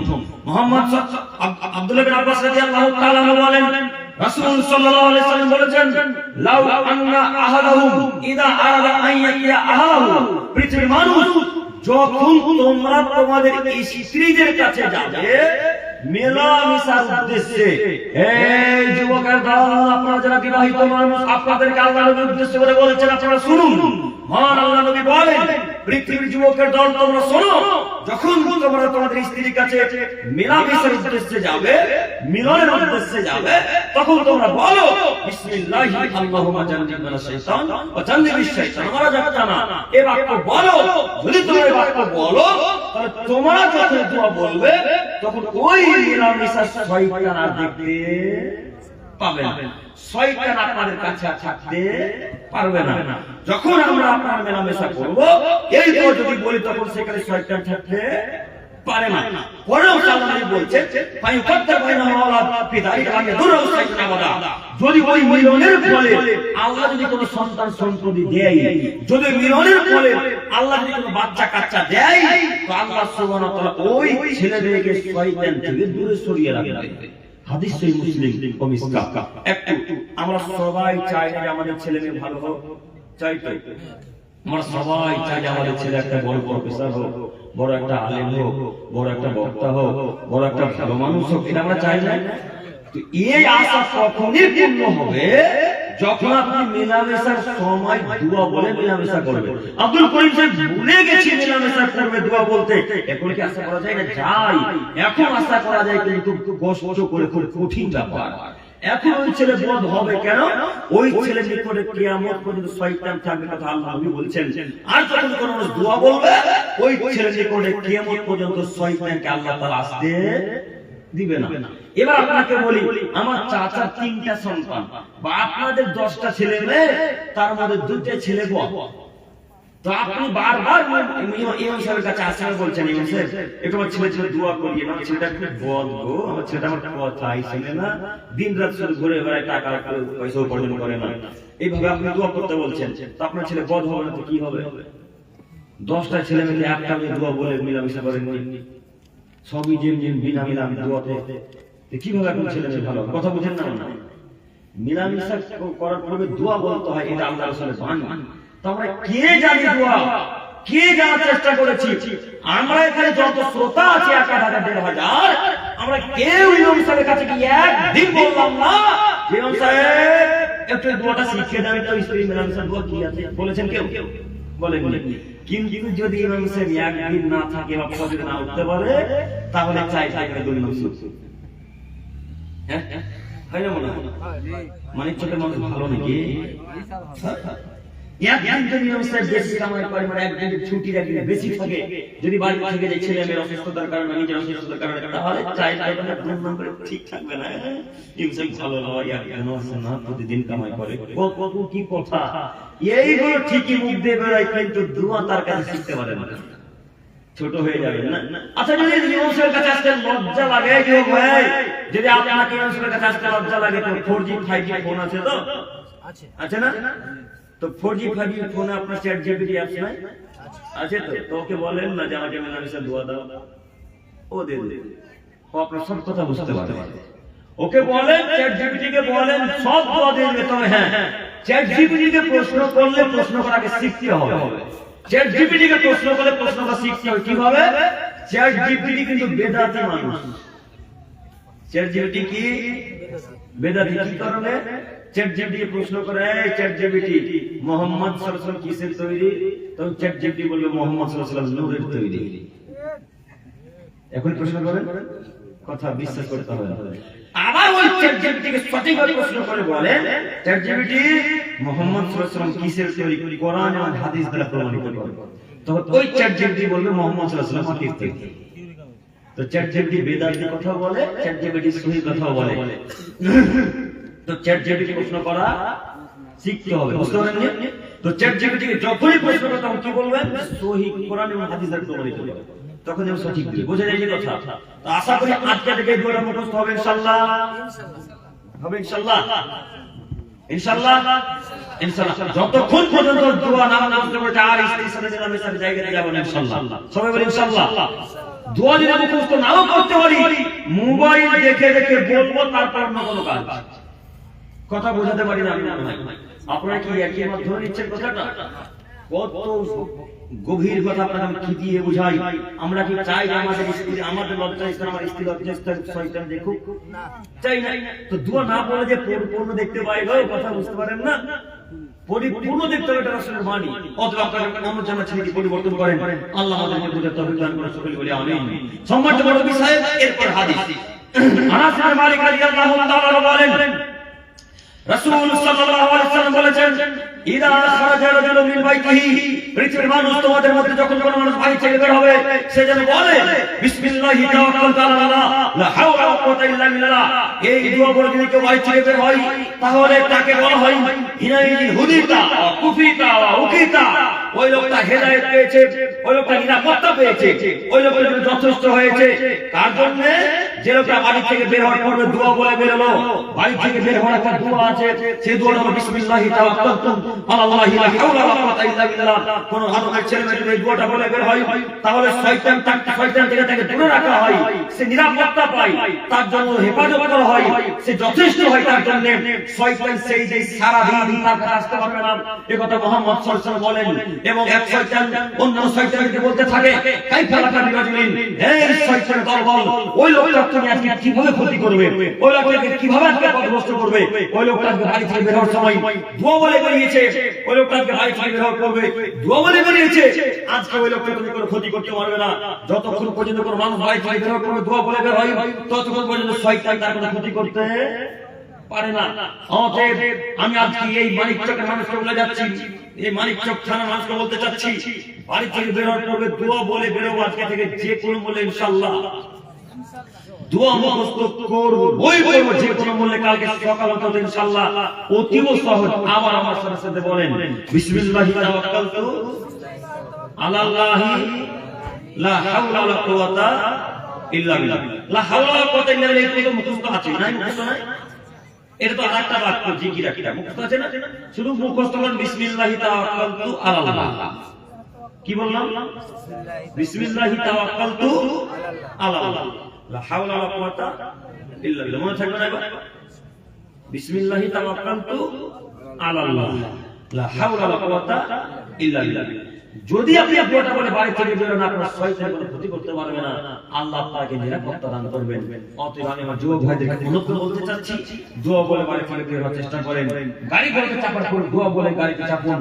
গাড়িতে চাপুন ট্রেনে চাপুন প্রত্যেকটা যানবাহনে চাপার দোয়া আছে অতএব দোয়া বলে চাপতে হবে আমি আমার যুবক ভাইদের কাছে অনুরোধ জানাচ্ছি হে আমার যুবক ভাই শয়তান থেকে দূরে থাকতে হলে যে কোনো মূল আল্লাহ এবং রাসূলের পদ্ধতি গ্রহণ করতে হবে আজকে থেকে পারবো ইনশাআল্লাহ ইনশাআল্লাহ আমরা যতদিন বেঁচে থাকবো মুহাম্মদ সাল্লাল্লাহু আলাইহি ওয়াসাল্লামের কথাকে মানবো ইনশাআল্লাহ ইনশাআল্লাহ শেখ 12টা পার হয়ে গেল কতক্ষণ আর আধ ঘন্টা দাও তাহলে হবে বাড়ি যাব না না বাড়ি যেতে হবে আর কি রেখে চা আপনাকে নক করে দেব ফজরের নামাজে করে চলে যাব না না সবাই আপনার বক্তব্য শোনার জন্যই বসে আছেন জি জি আমি বুঝতে পারছি না আমাকে তো বাড়ি যাওয়া লাগবে আমাদের এলাকায় আওয়াজ হতো আপনার ভাষা যদি অনেকটা চেঞ্জ হয়ে যায় সম্মানিত উপস্থিতি আমি বলতে চাচ্ছিলাম যে যতদিন আমরা আসমানি জমির উপরে বেঁচে থাকবো ততদিন পর্যন্ত কার কথাকে মান্যতা দেব মুহাম্মদ সাল্লাল্লাহু আলাইহি ওয়াসাল্লাম মুহাম্মদ সাল্লাল্লাহু আলাইহি ওয়াসাল্লামের কথাকে মান্যতা দেব পারবো আজকে থেকে ইনশাআল্লাহ পারবো ইনশাআল্লাহ ইনশাআল্লাহ বলছেন তাই পারবেন না মনে হচ্ছে পারবেন কি পারবেন দেখি পারেন কিনা যদি আমরা মুহাম্মদ সাল্লাল্লাহু আলাইহি ওয়াসাল্লামের কথাকে মান্যতা দিই তাহলে আজ যদি যত প্যান সব টাকা করে কাটতে হবে পারবেন পারবেন ইনশাআল্লাহ ইনশাআল্লাহ ইনশাআল্লাহ যতদিন বেঁচে থাকবেন আমরা মুহাম্মদ সাল্লাল্লাহু আলাইহি ওয়াসাল্লামের কথাকেই মান্যতা দেব তার কথা 19-20 করলে জান্নাত হবে আপনি যতই বড় ইমানদার হন না কেন তার কথাকে অমান্য করেন তাহলে জান্নাত হবে তার কথা অনুযায়ী চলতে হবে তাই আমাদের মুহাম্মদ সাল্লাল্লাহু আলাইহি ওয়াসাল্লাম বললেন সালাসাতুন লা ইউকাল্লিমুহুম ইয়াউমাল কিয়ামা কিয়ামতের মাঠে আল্লাহ তিন শ্রেণীর মানুষের সাথে কথা বলবেন না কয় শ্রেণী তিন শ্রেণীর মানুষের সাথে আল্লাহ কিয়ামতের মাঠে কথাই বলবেন না এক শাইখুন জানি, বৃদ্ধ বয়সে যারা জেনা করে তাদের সাথে আল্লাহ কিয়ামতের মাঠে কথা বলবেন না। আমি যখন এই হাদিসটা সর্বপ্রথম পড়ি তখন আমি ভাবছিলাম যে বৃদ্ধ হয়ে যেতাম জেনা কি করবে? বয়স তো আজকে 45 বছর পার, বয়স তো আজকে 55 বছর 60 বছরের কাছাকাছি। তো এই লোকটা জেনা করে কি হিসেবে আমি বুঝতে পারলাম না। এটা আমরা যখন ঝাড়খণ্ডে পড়ছিলাম, যখন আমাদের শেখ পড়াতেন নুরুল ইসলাম সাহেব বা অন্যান্য রাখি মাদানী সাহেব যখন পড়াতেন, তখন আমি বুঝতে পারতাম না যে কিভাবে বৃদ্ধ লোক জেনা করবে। তারপরে যখন দেখলাম বাংলাদেশের ভিডিও, তখন বিশ্বাস করলাম। বাংলাদেশের অধিকাংশ ভিডিও দেখতে পাবেন যাদের অধিকাংশ বয়স্কার 45 বছরকার, 40 বছরকার, 60 বছরকার, 55 বছর, এরা সব জেনাতে ধরা পড়েছে। দেখেন না? আপনারা কি দেখতে পেয়েছেন একটু ফেসবুকে বা পেপার পত্রিকায়? দেখেন, যদি মানে লক্ষ্য করে দেখতে পাবেন। তখন বিশ্বাস করো, রিসেন্ট এই 2 বছর 1.5 বছর আগে তখন বিশ্বাস করলাম যে বৃদ্ধরাও জেনা করে, তার জন্য আল্লাহ নবী বাক্য বললেন। তো আল্লাহ রাসূলের কথা মিরাটা বুঝতে পারতাম না। তাই আমি অনুরোধ করে বলতে চাচ্ছি, এখানে অনেক বৃদ্ধ সাহেব আছেন বা বৃদ্ধ মায়েরা আছেন, সম্মানিত মা, সম্মানিত দিদি ভাই, আমি সম্মানিত বড় বিষয় আপনাকে অন্য জানাচ্ছি, বয়স বেশি হয়ে গেছে, জেনার গল্প বন্ধ করে দেন। বয়স বেড়ে গেছে, জেনার গল্প বন্ধ করেন, মহিলা সাথে গল্প বন্ধ করেন, নইলে কিয়ামতের মাঠে আল্লাহ আপনাকে কথা বলবেই না। এমনিতে আল্লাহ আপনাকে জাহান্নামে দিয়ে দেবে, কথাই বলবেন না আল্লাহ। যদি আল্লাহ আপনার কথা না বলে তো ফলাফল জাহান্নাম। কথা তাহলে বুঝতে পেরেছেন না? আলহামদুলিল্লাহ, ফলাফল জাহান্নাম। তাই আমি আপনাদেরকে অনুরোধ জানাচ্ছি, নীতি পরিবর্তন করেন, যে কোনো মূল্যে, যে কোনো মূল্যে এই পাপ থেকে বিরত থাকবেন ইনশাআল্লাহ। ইনশাআল্লাহ। 2 মালিকুল কাদ্দাব, যারা মিথ্যা কথার ভিত্তিতে সমাজ চালায়, মিথ্যা কথার ভিত্তিতে দেশ চালায়, মিথ্যা কথার ভিত্তিতে থানা চালায়, মিথ্যা কথার ভিত্তিতে মাদ্রাসা চালায়, মিথ্যা কথার ভিত্তিতে মসজিদ চালায়, মিথ্যা কথার ভিত্তিতে রাষ্ট্র চালায়, দেশ চালায়, তাদের সাথে কিয়ামতের মাঠে আল্লাহ কথা বলবেন না। হাজারো মাদ্রাসার কমিটি এমন পাবেন যে বছর শেষে টাকার হিসাব করলে 40,000 টাকা কম। হ্যাঁ, পাওয়া যাবে না, পাওয়া যাবে কি? হাজারো মসজিদের কমিটি দেখতে পাবে বছর শেষে বড় মসজিদের হিসাব করলে 30,000 টাকা কম। তো 30,000 টাকা ইহুদিরা চুরি করেছে নাকি? খ্রিস্টানরা চুরি করেছে? ইহুদি খ্রিস্টান মসজিদে টাকা চুরি করতে আসবে না, তারা কোটি কোটি টাকা আত্মসাৎ করবে। তারা 10-30,000 টাকা চুরি করে না, আত্মসাৎ করে না। আপনাকে বলতে যে ওই টাকা তাহলে কে খেলো? যিনি দায়িত্বে আছেন সে, যিনি সরকার, নইলে ক্যাশিয়ার, নইলে সভাপতি, যে হোক না কেন ওদের দায়িত্বশীলদের মধ্যে কেউ না কেউ খেয়েছে। দায়িত্ব টাকা হারিয়েছে, তার ব্যাংক থেকে টাকা হারিয়ে যায়, টাকা তো হারাই নাই। আপনার পকেটে টাকা 2 টাকা হারাই না, ট্রেনে বাসে উঠছে তখন পকেটে হাত দিয়ে উঠছে যেন টাকা না চুরি হয়ে যায়। আর মাদ্রাসা টাকা হারিয়ে যায় বেটা, মিথ্যা কথা বলার জায়গা পান না। মনে রাখবেন, কেমন আল্লাহ আপনার সাথে কথা বলবেন, এই কথা আল্লাহ নবী বলেছেন বুখারী মুসলিম 1400 বছর পূর্বে। 1400 বছর পূর্বে আইন পাস হয়ে আইন আজকে নতুন নয়। আমি আপনার মুখের কথা নতুন শুনলে কথা ভুল। আমি আজকে কথা বলতে যাবো কেন? 1400 বছর পূর্বে মুহাম্মদ সাল্লাল্লাহু আলাইহি ওয়াসাল্লাম বলতে বললেন 3 শ্রেণীর লোকের সাথে আল্লাহ কথা বলবেন না। তার 3 শ্রেণীর মানুষ মালিকুল কাদ্দাব, যারা মিথ্যা ভিত্তিতে সমাজ চালায়, তাদের সাথে কথা বলবেন না। ও সরকার সাহেব, ও কেসকের সাহেব, আরে ও ডিলার সাহেব, আপনি তো ডিলারগিরি করেন, আপনি তো সমাজ চালাচ্ছেন, আপনি তো রেশনের মাল দিচ্ছেন। আপনাকে মমতা খারাপ বললো যে 5 কিলো করে গম দিতে, আপনি সেখানে এসে গম দেন 3 কিলো। আপনাকে যখন জিজ্ঞাসা করা হচ্ছে যে মাথা পিছু কত গম দিতে বলেছে, তখন আপনি বলছেন মাথা পিছু 3 কিলো করে গম দিতে বলেছে। আসলে মমতা খালা দিতে বলেছে কয় কিলো? 5 কিলো। নবান্নতে মমতা খালা সে এলান করলেন যে মাথা পিছু 5 কিলো গম দিতে হবে। এই ডিলার বেটা এখন দিয়েছে 3 কিলো। তো ডিলার কি মিথ্যাবাদী না? তো ডিলার কি কোনো দায়িত্ব নেই? আল্লাহ নবী বললেন মিথ্যুক শাসক জান্নাতে যাবে না, ওদের সাথে আল্লাহ কথাই বলবেন না। ও ডিলার সাহেব, আপনার অবস্থা এখন কি হয় এখন আপনি বলেন। এখন আপনি বলেন জুতার ফিতা যে ভাই পড়ে আছে, জুতার ভাই ফিতা আছে, এই ফিতা মারার কারণে যদি সাহাবীকে জাহান্নামে যেতে হয়, একটা চাদর চুরি করার কারণে একটা সাহাবীকে রাসূলের গোলামকে রাসূলের দাসকে যদি জাহান্নামে যেতে হয়, ডিলার সাহেব আপনি কি জান্নাতুল ফেরদাউস যাবে? আপনাদের মেম্বার সাহেব যখন জান্নাতুল ফেরদাউস যাবে, এই যে রাস্তাটা আমাদের 4 চাকা যেতে কত কষ্ট হলো, এই রাস্তা টেন্ডার কি মেম্বার সাহেব পায়নি? যে লোকটা কাজের দায়িত্ব সে লোকটাকে পায়নি, পেয়েছে, সব টাকা তাদের পকেটে আছে, ব্যাংকে আছে। এই ডিলার সাহেব কেমন হিসাব আমরা বুঝতে পারলাম না। ডিলার সাহেব যারা ইত্যাদি ব্যক্তিগণ প্রত্যেককে অনুরোধ বলতে চাচ্ছি, যে যেই দায়িত্ব থাকুন না কেন, যে পরে থাকুন না কেন, যদি এখনো কেউ নিজ আমাদের খেয়াল থাকে ফলাফল জাহান্নাম। কেন ডিলারের দায়িত্ব নিলেন, কেন ক্যাশিয়ার হলেন, কেন সরদার হলেন, কেন সভাপতি দায়িত্ব গ্রহণ করলেন, কেন আপনি এমপি এমএলএ হলেন, কেন আপনি চেয়ারম্যান হলেন? আপনি তো না মিথ্যুক, আপনি তো হারামখোর, আপনি তো গুটখাখোর, আপনি তো শাসক বুঝেন না, আপনি তো নেতৃত্ব বুঝেন না, আপনি তো দায়িত্ব পালন করলেন। এই লোকটা গম রেখে চাল রেখে হজ মৌসুমে হজ করতে চলে গেছে মক্কাতে। কোথায়? মক্কায়। হজ তো এখন 3 জায়গায় হয়, জানেন আপনারা? 4 জায়গায়। কয় জায়গায় হজ হয়? 4 জায়গায়। এক হজ হয় বাংলাদেশের টঙ্গীর ইজতেমায়, জানেন না? 2 দ্বিতীয় হজ হয় ফুরফুরা শরীফে, কথা বলে। 3 তৃতীয় হজ হয় হুগলির বিশ্ব ইজতেমায়। কথা বুঝতে পারেন? বিশ্ব ইজতেমা জানেন আপনারা? সত্যি জানেন না? যে বিশ্ব ইজতেমা শেষ হলো যত সম্ভব 3 তারিখ শেষ হলো, 4 তারিখ, 6 তারিখ, 5 তারিখ না, 5 তারিখ। তো সেই দিন প্রোগ্রাম ছিল আমার কিষানগঞ্জে, উত্তর দিনাজপুর, গোয়ালপাড়া থানা পার করে ইসলামপুর থানা। তো আমাদের ড্রাইভারটা সেদিন ছিল না, ওর বোন মারা গেছিল, তাই ওকে নিয়ে আসতে পারি। তো আমি ট্রেন ধরলাম ফারাক্কায় ট্রেন ধরলাম। তো সব পাঞ্জাবি পাইজামা টুপি পরে আছে মাথায়, সব মানে দেখে বুঝতে পারলাম যে এরা হয়তো ইজতেমা থেকে আসছে।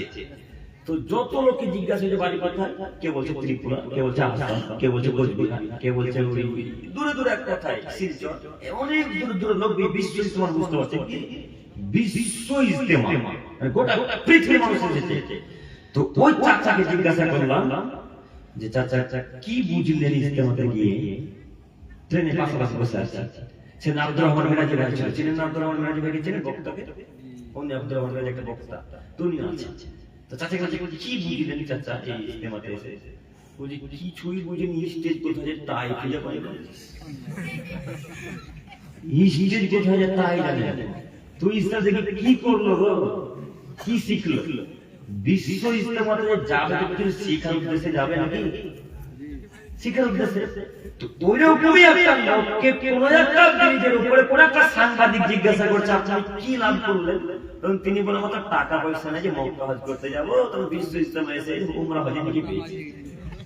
দেখেছেন না? উমরা হজে নাকি পেয়েছি। তাই বললাম হজ কয় জায়গায় হয়? 4 জায়গায়, আর একটা হজে মক্কায়। তো যেটা মক্কায় হয় সেটা তো আসল হজ, এই 3টা হজ কি বাতিল, ফেক হজ, নোংরা হজ, বাতিল হজ। তো এই হজের মূল্য নেই। তো এই ডিলার মেম্বার হজ মৌসুমে কুরবানির আগে হজ করতে গেছে মক্কায়। কোথায়? কথা বলে মক্কায় হজ করতে গিয়েছে। মক্কায় হজ করতে গিয়ে ওখানে ভুল বুঝতে পেরে কাবার গিলাফে মাথা ঠুকে রক্ত বের করেছে, মাথা দিয়ে কপাল দিয়ে রক্ত বের হচ্ছে, রক্ত বের হচ্ছে। আর বলছেন আপনাকে কাবার গিলাফ দিলাম না, আমি মানিকচক থানার মানুষের গম মেরে খেয়ে তুমি ক্ষমা করো আল্লাহ, আমি মানিকচক গ্রামের টাকা মেরে গেছি তুমি ক্ষমা করো, আমি মানিকচক গ্রামের রাস্তার টাকা মেরে গেছি তুমি ক্ষমা করো আল্লাহ, ডিলার আমি তেল মেরে গেছি, চাল মেরে গেছি, ডাল মেরে গেছি, তুমি ক্ষমা করো। এই হয়ে কার কাছে ডিলার সে ভিক্ষা চাইছে? আল্লাহর কাছে। হজ করতে কাবার গিলাফ ধরে উড়েছে যে কাবার গিলাফ ধরে ক্ষমা চাইলে আল্লাহ সব পাপ ক্ষমা করে দেয়। তাই তিনি আসলে ভিক্ষা চাইছেন। তখন আল্লাহ তাআলা ডিলারকে ডাকতে বলে এক পর্যায়ে, ডিলার সাহেব, চাল যে আমার নয় গো, চাল যে মানিকচকের মানুষের, এই পাপ যে আমি ক্ষমা করতে পারবো না। যদি এই পাপ ক্ষমা করতে পারে তো মানিকচকের মানুষই করবে। কেন? মানিকচকের চাল মেরে খেয়ে ক্ষমা করবো আমি, মানিকচকের তেল মেরে খেয়ে ক্ষমা করবো আমি, মানিকচকের টাকা মেরে খেয়ে ক্ষমা করবো আমি। যাও মানিকচকে ফিরে যাও পশ্চিম বাংলায় মালদা জেলাতে গিয়ে কালিয়াচকের অন্তর্ভুক্ত করে একটা থানাতে গিয়ে বলো, মানিকচকের থানাতে গিয়ে বলো, আমি চাল মেরে খেয়ে ক্ষমা করো, ডাল মেরে খেয়ে ক্ষমা করো, রাস্তার টাকা মেরে খেয়ে ক্ষমা করো, আমি অমুকের টাকা মেরেছি ক্ষমা করো। যদি মানিকচকের মানুষ ক্ষমা করে তো ক্ষমা হবে, ক্ষমা হবে না।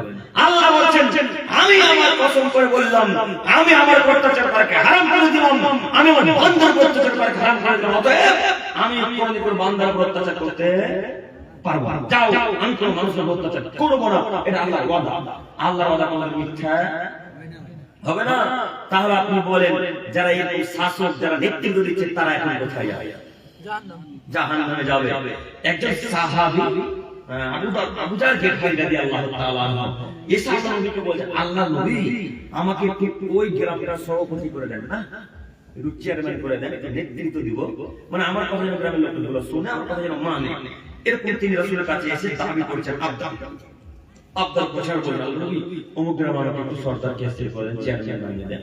তো আল্লাহ নবী বলেছেন আবু জাহল নেতৃত্ব তোমাকে দিয়ে চলবে না।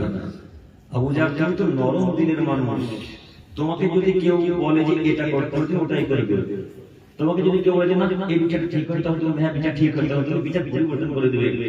নেতৃত্ব একজন আছে তার নাম উমার। ও আবু জাহল শোনো শোনো শোনো, নেতৃত্ব একজন তার নাম উমার। উমার মানে যে রাস্তা দিয়ে শয়তান, যে রাস্তা দিয়ে উমার যায় সে রাস্তা দিয়ে শয়তান চলে না। উমার মানে যে রাস্তা দিয়ে উমার যায় সে রাস্তা দিয়ে শয়তান চলে না। উমার যদি বলে সকাল তো সকাল করে দেখাবে, উমার যদি বলে সন্ধ্যা তো সন্ধ্যা করে দেখাবে, উমার যা বলে তাই নিজের করে দেখাবে। তোমার নেতৃত্ব চলবে না, যাও যাও যাও চলে যাও, নেতৃত্ব উমার দিবেন, তোমাকে নেতৃত্ব চলবে না। তো নেতৃত্ব উমারের মতো মানুষ দিবে, আপনি নেতৃত্ব দায়িত্ব নিলেন, আপনি বিচার করতে বসলেন, তো যার বাপের টাকা দিয়েছে 10,000 টাকা ঘুষ দিয়ে বিচারকে পরিবর্তন করে দিলেন। বিচার করে তাকে পাল্টে আলমানি চোখে থানা। তা আপনি তো হারাম করে আপনি বিচার করলেন কেন? আপনি তো উমার মতো মানুষ, আপনি বিচার করলেন কেন? বিচারক একটা হবে যে যা বলে বলুক সারা পৃথিবীর মানুষ একজোট হয়ে যাবে, হয়ে যাক, যেটা হক সেটাকে হক প্রমাণ করতে হবে। এর নাম উমার, এই হলো বিচারক। তো আপনি তো সুদখোর ঘুষখোর বিচারক। আমাকে আপনার ছেলে 2 থাপ্পড় লাগালো, তো আপনার তো বেশি টাকা আছে, তো বিচারককে বিচারের টাকা পিছন দিকে ধরিয়ে দিয়েছি, বলেছেন এই বিচার আলাদা করতে হবে, আব্দুল করিমকে দোষী প্রমাণ করতে হবে, আপনি আব্দুল করিমকে দোষী প্রমাণ করে দিলেন। এরকম বিচার আপনার চলবে না, কথা বুঝেননি? এরকম বিচার জাহান্নামে যাবে কথা মুহাম্মদ সাল্লাল্লাহু আলাইহি ওয়াসাল্লাম বলেন। তাই তো আল্লাহ বললেন লা তাকুমুস সাআ, কিয়ামত ততদিন পর্যন্ত হবে না হাত্তা কুরাসুল মুসলিমিনের লুকাও না লুকাও, যতদিন পর্যন্ত অধম অযোগ্য হচ্ছে অযোগ্য, বেহায়া হচ্ছে বেহায়া, যতদিন সমাজে নেতৃত্ব না দিচ্ছে, যতদিন সমাজে দায়িত্ব পালন না করছে, যতদিন পর্যন্ত নেতৃত্ব না দিচ্ছে, ততদিন পর্যন্ত কিয়ামত হবে না। আজকে আপনি শুধু মানিক চোখ নয়, গোটা পৃথিবী থেকে চোখ বুলিয়ে দেখেন, যেখানে যারা নেতৃত্ব দিচ্ছে দায়িত্ব পালন করে তারা হাজারে 999টা মানুষ অশিক্ষিত, 999টা মানুষ অশিক্ষিত। তার জ্বলন্ত প্রমাণ আপনি চোখে দেখতে পাবেন। প্রত্যেকটা মসজিদে আপনি খোঁজ খবর নিয়ে দেখেন, প্রায় মাদ্রাসায় আপনি খোঁজ খবর নিয়ে দেখেন, যারা নেতৃত্ব দিচ্ছে হয় তারা বেনামাজি, নয় তার টাকার নিচে আছে, দাড়ি চাচা, নয় তার স্ত্রী বেহায়া চলাচল করে, নয় তার মেয়ে বেহায়া চলাচল করে, নয় সে ঘুষখোর, নয় হারাম করে, কিছু না কিছু তার মধ্যে পাবেই পাবে। এই জন্য কথা বুঝতে পারেন, এই জন্য আল্লাহ বললেন কিয়ামত পর্যন্ত হবে না যতদিন পর্যন্ত অশিক্ষিত মানুষরা নেতৃত্ব না দিচ্ছে। অতএব আপনাকে অনুরোধ জানাচ্ছি, নেতৃত্ব এমন একটা লোক দেবে যার মধ্যে আমানতের গুণ থাকবে, যার মধ্যে সৎ থাকবে, যার মধ্যে পিতামাতার ভালো আচরণ থাকবে, যে মানুষের হক বিচার করতে পারবে, এরকম একটা লোক নেতৃত্ব দিবে। মনে থাকবে ইনশাআল্লাহ।